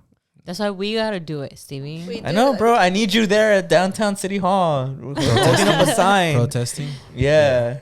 We got to use our platform. Well, it sucks because it's like Biden kind of bowed to the big oil. They all do. Yeah. They all bend over backwards for big corporations. It's the way it's always been. I mean, money makes the world run, bro. Like, you can't lie and say like that our presidents haven't been motivated by just money. I mean, it's happened since George Bush was like fucking president, you know? But I don't want to get into politics. And to that district attorney, that shit, the thing that you were talking about, the district attorney, yeah. that's just fucked up. Well, I mean, it's because like they can get away with it because like it's like such a niche thing, you know. These businesses are all like the business meeting that I went to. It's all like Latinos who are concerned about our people being pushed out of these neighborhoods here in Los Angeles. Mm-hmm. And because we're being pushed out, we're becoming smaller and smaller. So for her to kind of like look the other way and ignore it, it's a lot easy because we're not necessarily the dominant population here in these neighborhoods anymore. Yeah. But I'm just saying it's like fucked up because it's like she's supposed to be serving the community, you know? It's not like she can't be like biased and be like, no, because I don't agree with you guys, I'm not going to do it. Yeah. It's like she should be thinking about what's best for the community and what has been there for the community, you know, for the longest. I don't know how it works, but I'm just saying that just sounds very like, because she didn't agree with him, she was just like, no, I'm gonna ignore you guys. Well, it's like you should hear them out or find a compromise that serves all of us in the neighborhood, you know. Do you guys think that like she's being controlled? Like if she knows that if she were to like, let's say, pull up and then actually try to make a difference, that somebody higher than her is seeing that she's, I guess, not doing what the upper people want, so they're just gonna like fire her, replace her? No, think yeah, that's, like, a fear? I think it's like she didn't show up because of like similar things like that. I think she didn't show up because if she did show up, she would show that she's for that, and obviously probably like her fellow members in like city councils that don't like agree to that, or other district attorneys don't agree to that, and so if she went there, she'd give them false hope of them like eventually moving forward with that plan of helping like businesses that have been here for a long time, and she didn't want to do that. So I do think it is something like along those lines of like she didn't show up because obviously her peers or someone higher than her wouldn't agree with her showing up. And it made me it's kind of crazy because I remember there was a guy there yesterday, and he was the main guy who was leading the meeting. He was all pro, like, oh, don't worry, we're gonna figure something out, and then like we're gonna support each other. The Latino businesses here, these communities have been Latino for like decades, like they're gonna stay that way. And one guy who was there who had been working here in Northeast LA for 40 years, he said like he feels like everybody there is gonna get replaced. He's like, that's just the way things are. Like the new people who are coming in, they have their own communities, and people who find them on Instagram, who find them on social media, and people in our communities. We're not into that. We don't understand that. And like to teach us that, yeah, you can get us this, like, oh yeah, like we can support each other, but it's not gonna magically make like new customers come in. Like he was saying that it's just like the way of life. He's like, because they don't come to my business. He said he works in a mechanic shop. He's like, they don't come to my business. They go to all the new people because they're younger, because they're the same like demographic as them. He's like, we're all older people. Like it's just the way that it works, that we're eventually just gonna get phased out. And he basically was just saying like he gave up. And the main guy, like he was like kind of like he didn't know what to say, like the meeting. And I don't know, it's so trippy coming to these meetings because you can see that it's like a group of people. I mentioned it last time. It's like a dying community. Like you could just feel it like in the like meetings. And so I forgot what my point was, but I just want to let you guys know that this is the state of like gentrification, at least here and like where we live, like and where people try to make like a difference in that sense. Like there's people even in the older groups who just like, you know, they throw in the towel, they just give up. So it's hard to really have like a call to action when it comes to like these type of like movements, you know? But yeah, sorry, I don't mean to bum you guys out. I guess if you're from the Northeast community, go to support your locals, you know? Yeah, support your local businesses. Sorry, that I was thinking about when I heard you speak. Star Wars. Because I grew up in the Christian community, right? And I grew up going to church since at a very young age, and I never understood what leave it to God meant. And it's just a phrase that I would hear a lot. And it's a phrase that even from people outside of church, you know, they say, like, don't worry, leave it to God, or, you know, don't stress out about something that you have no control over, things like that. And people say things like that to you all the time, but how do you not stress out about these things that you know are going to have an impact on your life and way of living? And I feel like us as human beings, we want to know the outcome of things, and we want to know how things are going to change. You know, we go to these meetings, we go to these protests, and we want someone in power to tell us, okay, this and this is going to happen. So we feel like we have, you know, call to action. We have to do all these things. But when I was watching Star Wars yesterday, Obi-Wan was talking to Luke. No, let me tell you. Obi-Wan was talking to Luke, and he was gonna die soon, and he told Luke, like, trust the Force. I'm gonna be with you always. And he died. Obi-Wan died, and Luke wasn't strong in the Force yet, but he still trusted the Force anyway. And he was on a mission to destroy the Death Star, and he trusted the Force and turned off the machine that was gonna help him pinpoint where he needed to shoot at, and he did it on his own, like, intuition. And I feel like now more than ever, when I see a lot of people struggling in these kinds of ways that they want change, they're being affected by things that hurt them, their environment, their communities, their lives, and they're putting their trust in people, humans. And I feel like that's where people are going wrong, because humans are not perfect and they're going to fuck up, and humans are controlled by other humans. Even if you're looking at, like, the district attorney, she is still controlled by people on top of her. and she can only do so much. And as much, even if she did want to do something, she probably is not in her control to do everything that she would want to probably do. I feel like that's how a lot of people in power, a lot of people like in the Congress and Senate, they want to actually do things to change. Yeah. They're just being controlled by things bigger than them, humans bigger than them. And I feel like what you can really do, and I feel like I'm being faced with more now than ever, is go inward and trusting a higher power, trusting a God, whatever that looks like to you, a God, the universe, your higher self, like whatever you believe in, just something outside of you that's not a human being. Believe in that. I feel like set an intention, follow your gut, whatever you feel like the next steps for you to do whatever you can do as a person, whether it's going to a rally or starting a charity or starting a group, anything that you feel like might help, but don't believe in another human being. Like, don't believe that, if I do this, someone's going to notice it and they're going to be able to get me to the next step to help humanity. No, like, believe that there is a God out there, that if you believe in him and you trust in him, don't worry about how it's going to happen. He's going to make it happen. He has his ways of making it happen. We see miracles happen every single day.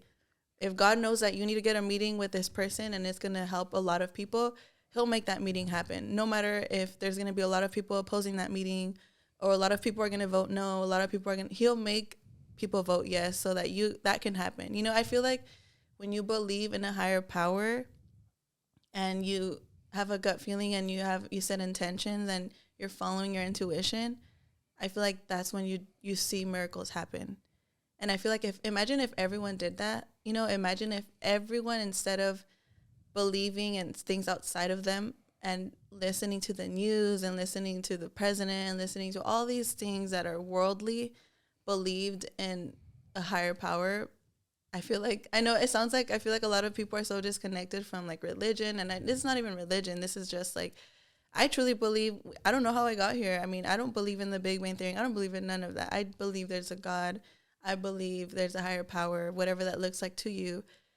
And I believe that if you follow whatever that looks like to you and believe in it and just take action, believing that you are being supported by something bigger than you, you can create change.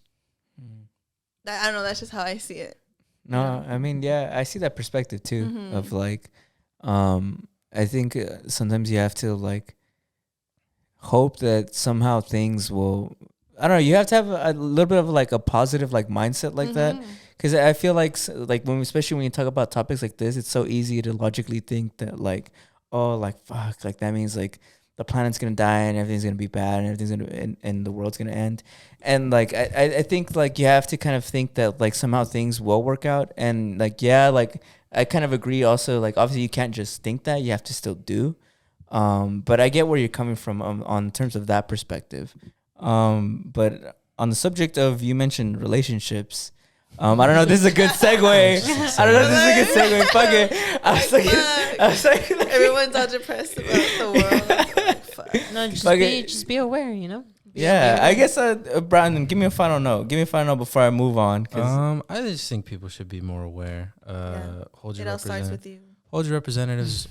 Just educate yourself. I feel like just educate yourself. Yeah, educate yourself so you can educate the future too. Yeah, like I didn't know about the whole 100 companies 71% thing. The propaganda worked on me. I was always super into recycling. I still will though. But it makes me feel good. Yeah. You never recycled?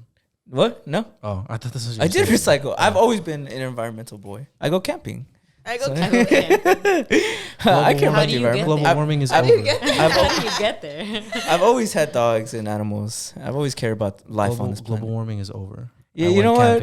I think this podcast just saved the planet. What did you do when the power went out? What do you mean? How did you handle that? Did you boil your water? I honestly, I don't know. I just when the power went out recently, I literally just didn't do anything.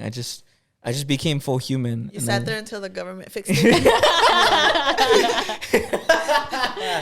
She got my ass. She knew it. She read me like a book. But moving on to relationships. So last week we had my good friend Andrea on, and we fortunately didn't get to everything to talk about. So I wanted to know if you were interested in some of these topics.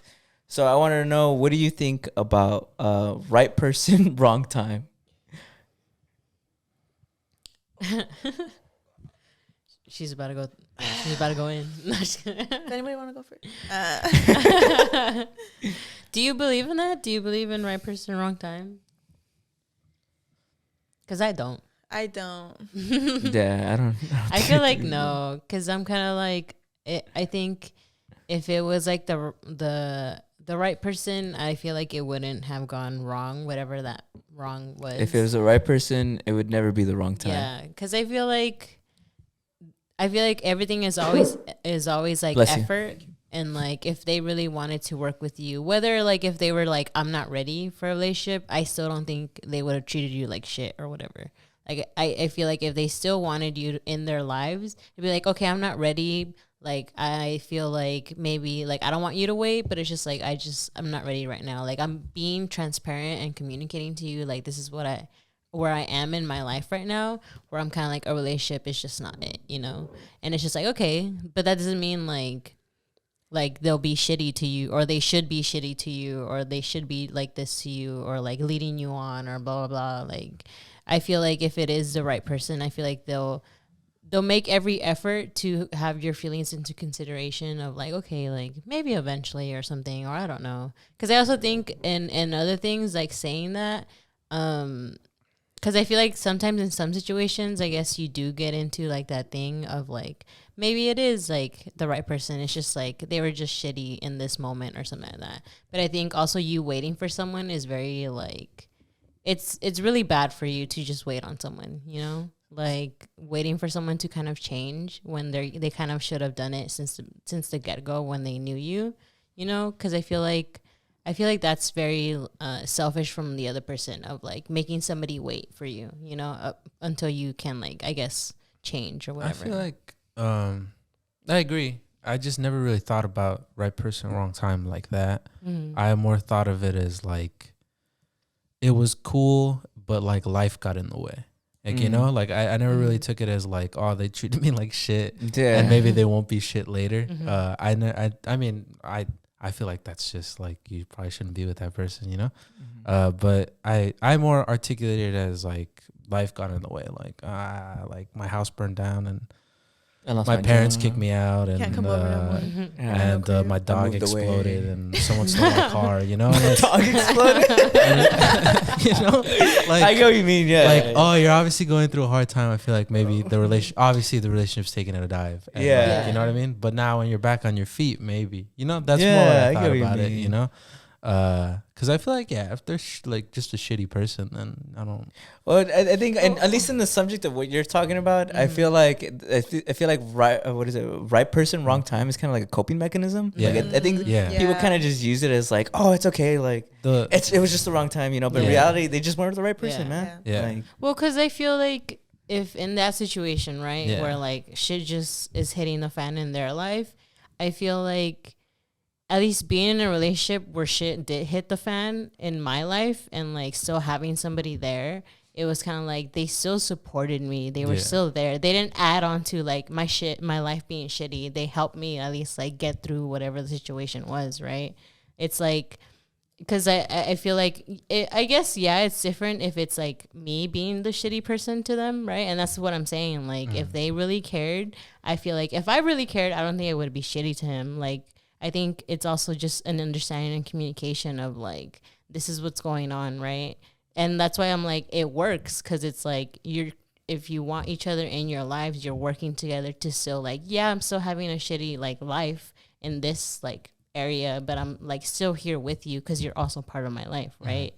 But yeah, it's like the whole thing of like being I guess shitty. Yeah. It's like I don't know, I feel like that's just not right, you know. And then eventually when like they leave your life, you're kind of now all of a sudden you're like, no, I want them in my life. When it's I guess because I just never really articulated the part that's like they're shitty, like to you. I more see it as like they're just like their life fell apart or there's something really going on. And it's not that they're shitty. They just like, they really need to focus on them. Mm-hmm. And so it could come across as like, oh, you're neglecting me or maybe something like that. Mm-hmm. I'm spitballing, but like not the way I see it is not that they were necessarily like mistreating you. It's just that something happened where they no longer could give themselves 100% to you. Mm-hmm. And maybe it's mutual. Like maybe something shit hit the fan for both of you or whatever it is. I feel like in those circumstances, I don't know. I can't relate, but like I feel like maybe like I feel like I could see that existing. No?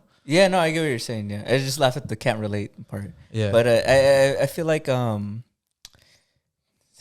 think it's just wrong to kind of like hold yourself back and try to wait for someone. You know, I think just right person, wrong time makes me think about that.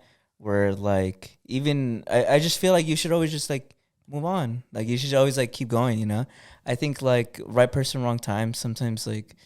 Some people use it as like kind of holding them back of like there's always that one person, you know, for guys it's like a lot of guys talk about like the one that got away or something, right? I feel like that type of stuff is like it's bad to just keep it in my opinion. I just think it's like bad to keep it in, and I think like you gotta show love. It's like, well, I just hope that whoever that person was that got away, I just hope they find their person, and I hope I find my person. You know? I also feel like I don't believe in right person, wrong time, because I feel like when I think back on the relationships that I've been in, I would go into the relationship of feeling more of like I own them, like this person's mine, like we're in a relationship, they're mine. And maybe you don't think of it consciously of like I own them, but you do kind of take on that character towards them. They kind of like questioning, what are they doing? Just like kind of, you know everything about them, and then you just kind of get like this, like they're your person, you know, you start using words like that, like they're my person, they complete me, all this kind of verbiage that kind of just in a sense ties you more to them. So when it does end, it does feel like you're losing something. So hence like right person, wrong time. But I do feel that if we go into a relationship with a mentality of like, I enjoy being around this person, what am I going to learn from them?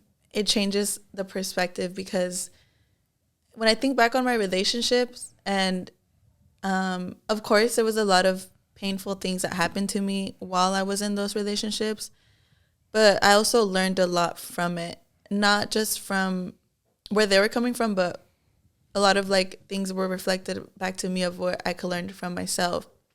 For example, with my ex, I was with him for 6 years. You know, he's the dad of my baby. And one thing that I never understood,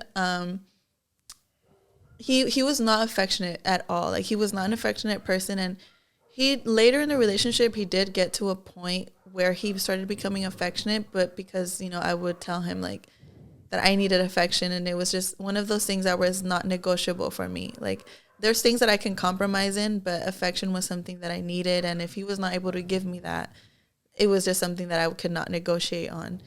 And I feel like I stayed with him for so long when he was not affectionate, and I felt like something was wrong with me. And it wasn't until I started healing like inner child trauma that I had from my parents growing up that I realized that I never actually was upset that he was not giving me affection. It was just more that he mimicked the kind of relationship I had with my father, in the sense of my dad never gave me affection growing up, ever. My dad was super dry, never cared about what I was doing with my friends, at school, at home. It was just he'd come home from work, start drinking, and just be in his own world, did not have any care for me as a person. And I found myself in a relationship with men that mimicked that same character. And there were men in my life who did try to pursue me that were very thoughtful, affectionate, planned dates, cared about me as a person, cared to get to know my family. Those men I never was interested in, and they were attractive to me, but I just never felt any kind of connection or any kind of feeling for me to want to keep pursuing that.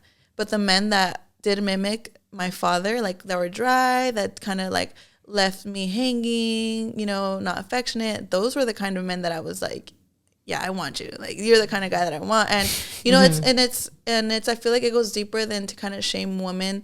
Like, you just want a guy that treats you like shit and things like that. It has more to do with when it's familiar to you in a subconscious level, you're gonna pursue it, you know. And it's, if you're not aware of your trauma, if you're not aware of why you are the way that you are, what triggers you, what upsets you, you know, things like that, you're gonna kind of go into relationships and just believe that things are happening to you when you're actually more in control than you think. And it wasn't until I was with my ex that I realized we actually both started our healing journey together. It's funny. Someone gifted us the same book at the same time. And it was so random, completely different people. And we both read it. And when we both read it, it was actually called The Power of Now. We were both like, what the fuck? Like, we felt a huge shift in our relationship because we realized that a lot of our conflict had nothing to do with actually him and I. It had to do with more like inner things that our relationship was trying to bring out in us. Like, for example, me, every time we would argue, I would always interrupt him. I would never let him speak. I would get defensive so quick. Like, he would try to tell me a way that I made him feel, and I would be like, no, because I didn't mean it that way, and this and that. Like, immediately defensive mode, because I couldn't take the shame of actually being the bad one, in quotes, you know. But in reality, he was attracted to that because his mom never let him speak. His mom never let him have an opinion, never let him actually voice his emotions. So in a sense, I was trying to heal my wound of having an absent father subconsciously, and he was trying to heal his wound of never being heard. You know, that's why we attracted each other. And I feel like now we've learned these lessons, and this is just one that we each, you know, picked up from each other, but there were so many more that we mimicked, that we mirrored so many things to each other that we were like, wow, like, you were never the villain. You were never someone that meant to hurt me. You were just simply acting out of your trauma. I was simply acting out of my trauma, and we clashed. And I feel like that was meant to happen because it was meant to come up so that I could heal. It was meant to come up for you so that you could heal. And once we're healed, we can decide if this relationship is something that we want to keep working towards or if we're just not a good fit, you know, overall. And I feel like that's kind of the conclusion that him and I came to.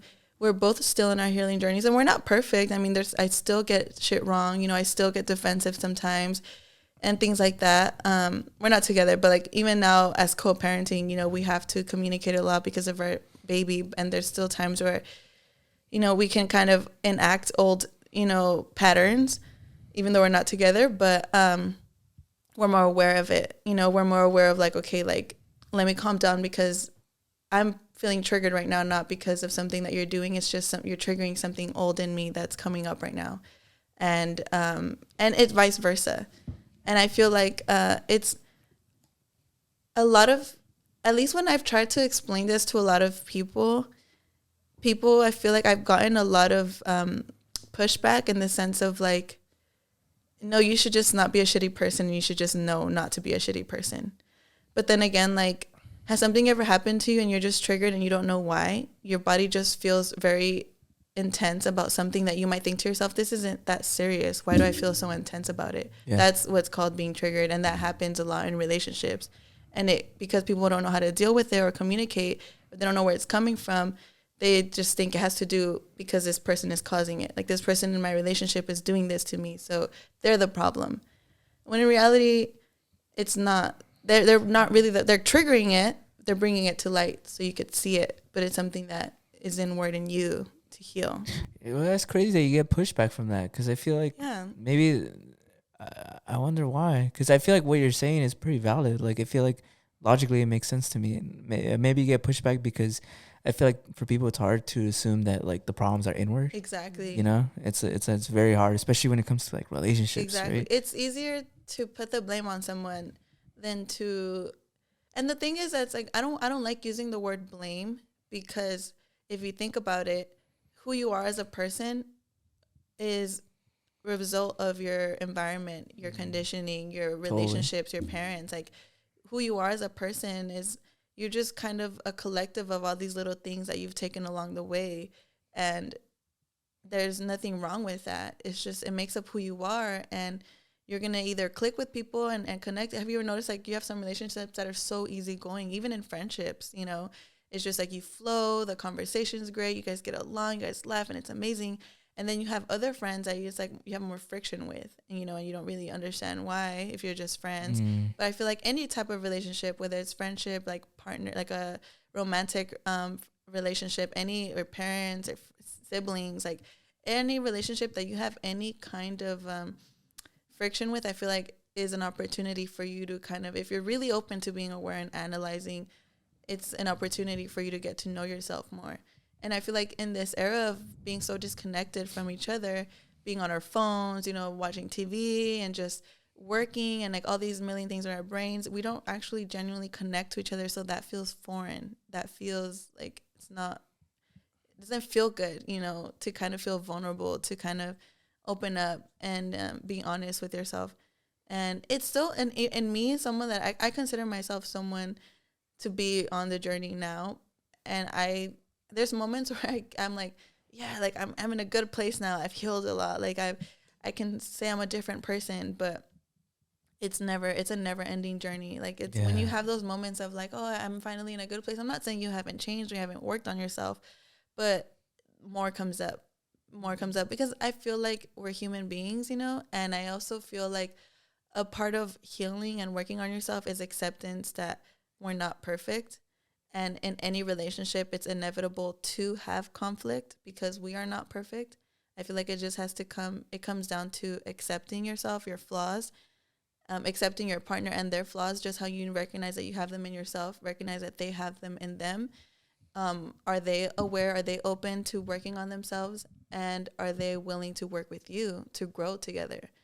And if that's not something that, you know, it's like, I feel like a mutual like contract in a sense, a partnership, that's not something that's being spoken of, it's more easy to get swept away in this kind of like mainstream mentality of like right person, wrong time, or like they're doing this to hurt me. And, you know, just kind of like when you're not in control. I feel like phrases like that takes the control away from you, the control that you do have in your life and your relationships. Damn. There you go. She said it all. No, I definitely think everything you said is like completely valid, and it totally relates to like right person, wrong time. Yeah, like, and honestly, like I have a lot of friends who like speak to me about like their relationship problems, and I understand that everybody's journey is different. You know, your level of awareness, your level of vulnerability, you know, everybody's different, and I don't judge anybody for where they're at in their life, because I was once in a point where I was like, I would consider myself like completely unaware of like anything. I just felt like everything was happening to me.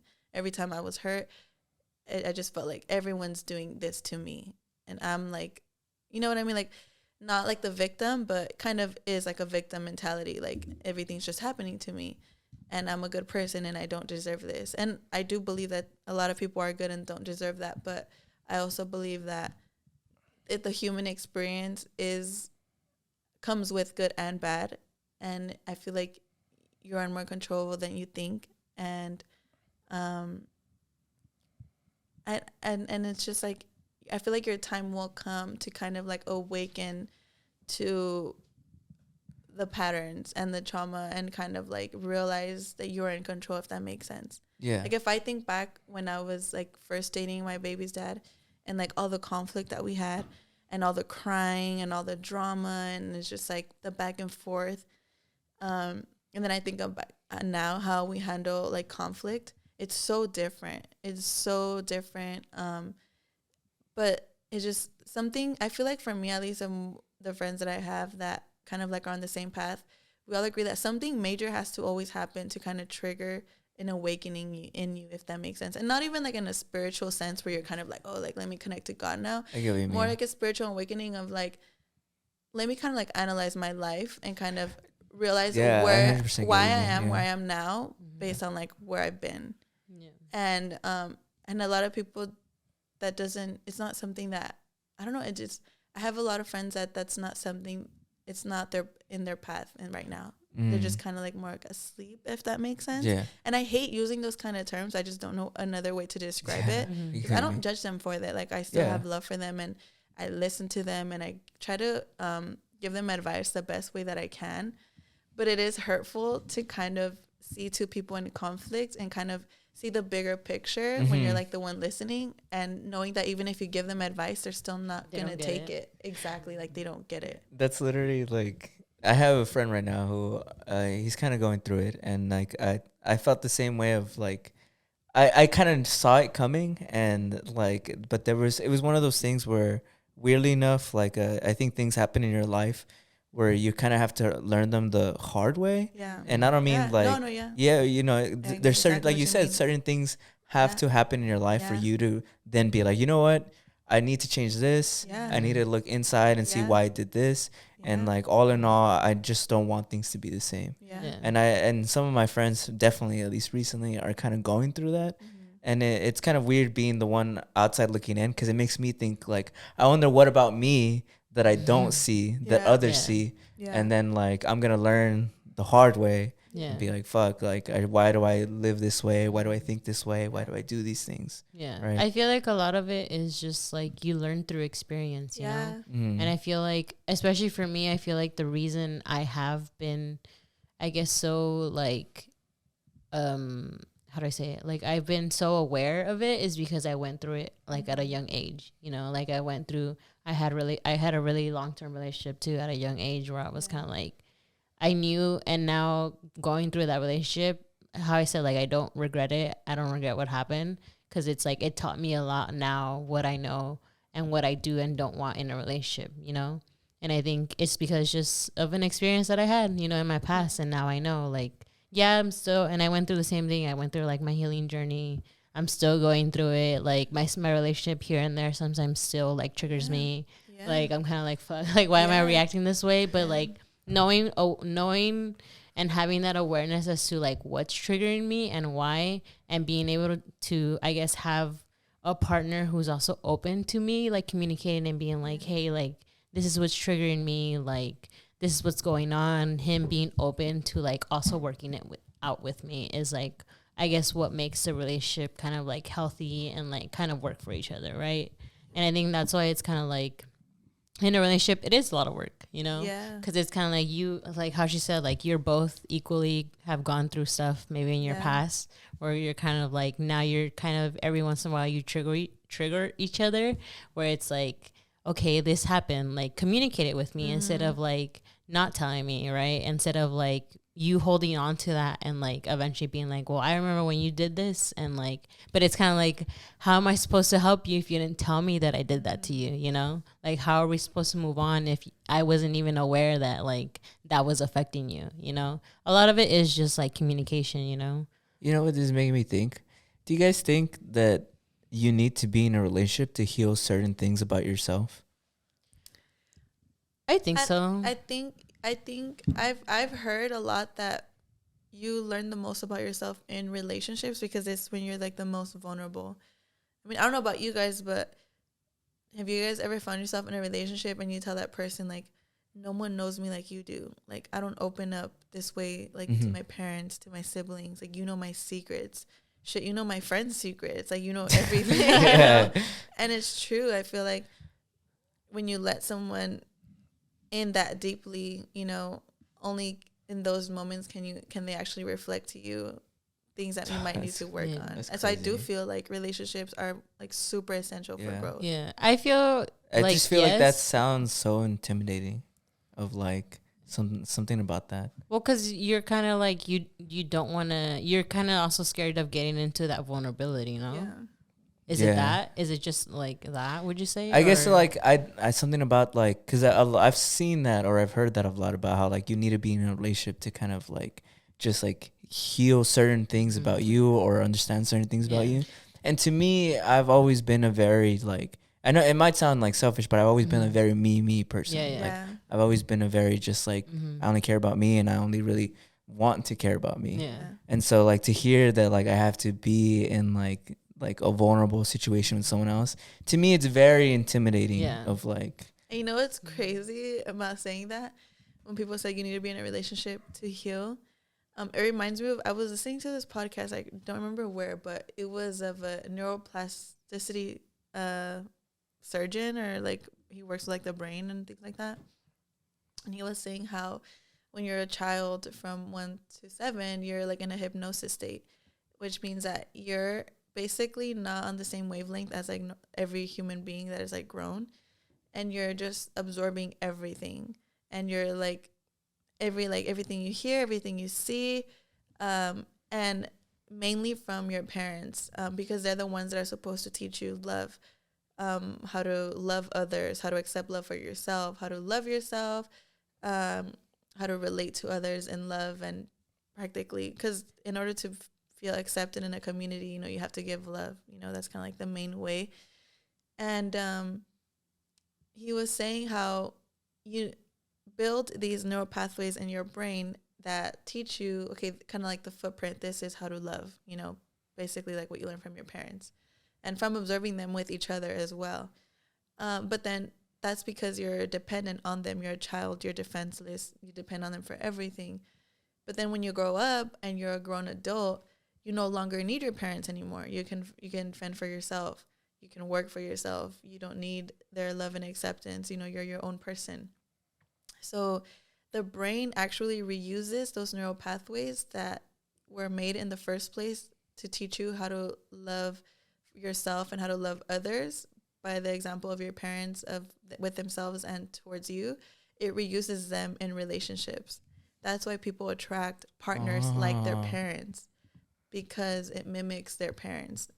And I thought that was insane, because I never understood. Oh, wow. Because I always thought to myself, like, I know that the kind of dad that I have is not the kind of partner that I want. You know, like, I love my dad, you know, and I love him wholeheartedly, and I, you know, I'll die for him. But he wasn't the best example of love and care towards me. And it's something that I've had to heal from. And I never understood why I was attracted to partners that mimicked him until I listened to that scientific explanation, that it's literally like down to like a scientific, like biological level in our brains, it's embedded to be attracted to men. Like, well, for me in my case, partners like our parents, because our brain reuses those neural pathways as a blueprint to how to love others. Yeah, I mean, that makes total sense to me. But I feel like also you shouldn't really also depend on a relationship to help you in your healing journey. I feel like depending on whatever it is that you went through, I feel like I guess, yeah, like I feel like learn to kind of heal with just yourself and within yourself. And I think, because I feel like at least the way it happened for me is I feel like I was going through this healing journey. I was never looking for a relationship either. Like, I was in the mindset of like, I don't want to be in a relationship right now. Like, I'm fine just being on my own. Like, I'm really happy by myself. Like, and it just happened. But it was just like, I was in this journey where I was healing. And then I feel like it hit a point where like I couldn't do more.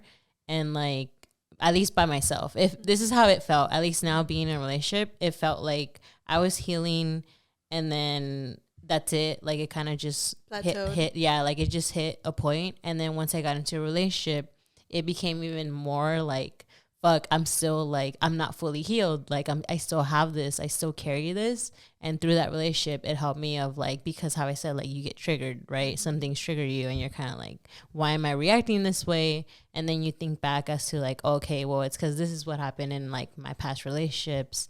And again, you communicate with your partner and say like, hey, this is what's going on. And then they can kind of help you through that healing journey. But I don't think you should always be so dependable on a relationship. You know, like, I don't think anyone like who is like listening and is like, maybe I need to go into a relationship. I think it's more of like whenever you kind of feel ready. And it's also like, if you feel like it is something you might need, but I don't think you should be fully dependable on like going into a relationship and like doing that. I think it's up to whenever you're ready, you know, and to be in a relationship, because I feel like you also can't force yourself to be in a relationship that you're not ready for, even though if you, in a small way, you do want it, but it's like, you're not ready. Like, if you don't feel ready, like, and I think it is a lot, like, it kind of happens Yeah. when like you least expect it. Yeah, I was gonna say, I feel like funny enough, I feel like love is like an open door. I feel like weirdly enough, I don't know if it's about like being ready, but for me, I always feel like sometimes it just happens to you, you know, Yeah, and it's like it just like there's no control over it. It's just Yeah. like it's there, and it's Those- one, right? Sorry, those are the hardest relationships, I feel like, in my opinion, like where you just feel like it came out of nowhere and you just feel so strongly attracted. I feel like those are the relationships where you have like the biggest like lessons to learn, at least for that stage in your life. Totally. Personally, like I feel like that's what I've like noticed in my life. And you know it's funny, even when you said like, oh, like even like if you don't really feel like you're ready, you know, you kind of maybe want to be in one, but you're not totally feeling it. I feel like even that in and of itself is like a lesson, you know. Why do you want to be with someone if you're not really feeling this person? You don't even feel ready. Do you Like, think what is missing that you feel that you need to be with someone? So do you think that you should only be in a relationship if you feel like you're like meant, you have your shit like together? No. No? I don't think there's such thing as like having your shit together. I feel like there's this idea of like heal first and then be in a relationship. And I used to think that way.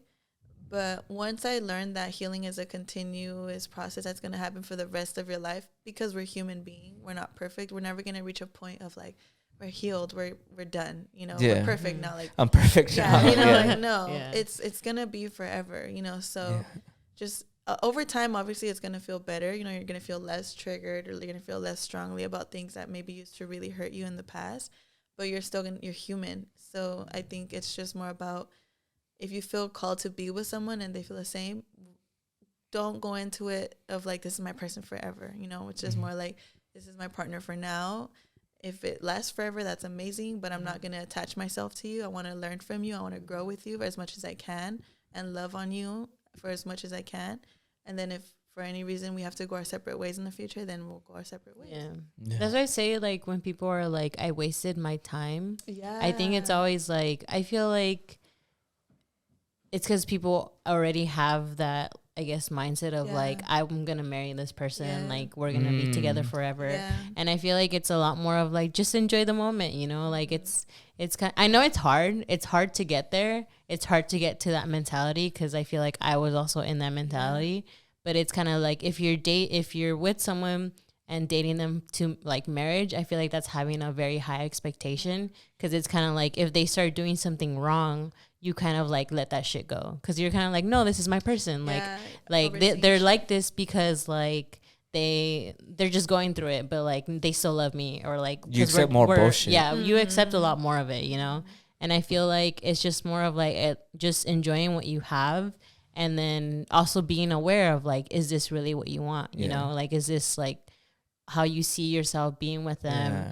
Do you like what they do? Are they actually like caring for you, or like whatever it is that you feel is gonna fulfill, I guess, your like needs as to like how they treat you? Then that's because we're all different, you know. We all have different needs of like, maybe I like my person who gets me flowers, and like my friend, she's like, I don't like flowers, like that's not my thing. Like words of affirmation. Yeah, like it's just like different ways of like how I guess a person is to you, but it's also like you're never gonna find the perfect person either, you know. Of course. So I think it's a lot of like that, and like I don't think also like I don't think you also have to ever be fully healed, because I feel like if you do meet someone and you're like, no, I'm not healed yet, I feel like that's when that's when you lose the person that got away, because then you're kind of like sabotaging yourself from being with someone that is actually caring for you and that's actually loving for you, because you're like, no, I'm not ready, and like, no, I'm not like this, and then that's when you lose like the person, you know. You somebody let them go. Who cared for you. Yeah, somebody who actually cared for you, you know. And then that's when like it happens, where it's like it goes back to the right person, wrong time, and all that, and it's just like you're back to like zero of like. And how I said, I feel like sometimes some people also are hurt, that they tend to hurt people, and maybe not intentionally. I think it's just like people aren't like fully aware of like what they're doing, because they're not aware that like through parent or like through like any past relationship that affected them, is that why that they say that they're not ready for a relationship or something. No, I agree. I think I want to end this episode off because we've been going for a while. I want to end this. Everything you guys said is like beautiful. I want to end off on one last topic. LA versus IE. I don't really have much to say. This is why I left it to the last topic. LA, I like everything being close. IE, everything's like far away from each other. But you know what? You show me a lot of cool stuff, so I got a lot of love for the IE. No, I don't have it. I like LA. I just don't think I could ever see myself living here. I like to visit it if I don't have to drive, you know.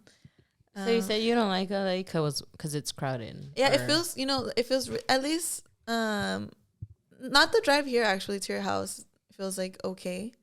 But when I have to go like to like downtown, like where the clubs and like all that stuff over there. The clubs. I hate like the streets are so crowded and there's like one-way streets and then there's there's fucking like, and then it's like sus people everywhere. Yeah, I was gonna say like the sus people are like fuck, like it's scary. I mean, but all in all though, like I feel like when you have people out here that like you guys take me out and you guys show me a good time out here. I like it. I like coming out here with friends. Thank you. But I don't know, I guess like the pace of like the life out here, I just feel like I don't vibe with. I get you. Yeah. A lot of people say that. I think it's because we all grew up here. We don't really feel it. Yeah, of course. We don't feel it at all. Yeah. But I think when people come from outside, they definitely feel it. It's like accelerated. Sure. Because did you feel it when like we went to San Francisco? No, I was like, that shit is chill. I was like, this shit is chill. I only got like a little bit of seasick just because like there's a lot of hills over there and there's like a lot of ocean. But beyond that, I was like, this is pretty chill. They have a lot more parks in here. So I was like, that's cool. I fuck with nature. Yeah. I think it's just cool, like exploring overall, like California and seeing like different towns and different cities. Because like I feel like for me growing up, I was just so used to LA that I didn't like. I was well aware of like other places, but I was just like I felt kind of stuck here. And I think that's why I was kind of like a lot more grateful that I went to San Francisco because I feel like I got to see a whole different like culture and atmosphere. And it's NorCal. Like there's a whole different. California is so huge that like we had to split them up into like NorCal and SoCal and all that, and then there's like, and then you learn about like Inland Empire and all that stuff and like the middle of like everything, and it's kind of like you get to learn. At least for me, I have a lot of love for California. I'm kind of like and especially exploring it a lot more. And I mean through you we got to experience the IE. So for sure, if I had grown up in the IE, I probably would have gotten into less trouble growing up for sure. It'd be less influence in my life. Or I don't know how it's like over there. Actually, I don't know. Yeah, I don't know. Maybe I'd be no for sure. I mean, is it like very like heavily like gang affiliated here, right? You think you've mentioned like a lot of stories of like growing up in like gang affiliated neighborhoods. Yeah, you probably would have been more chill over there. For sure. No, I gotta. It'd be cool. So cool. You wouldn't move to the IE, bro? I like the city. I'm a city boy.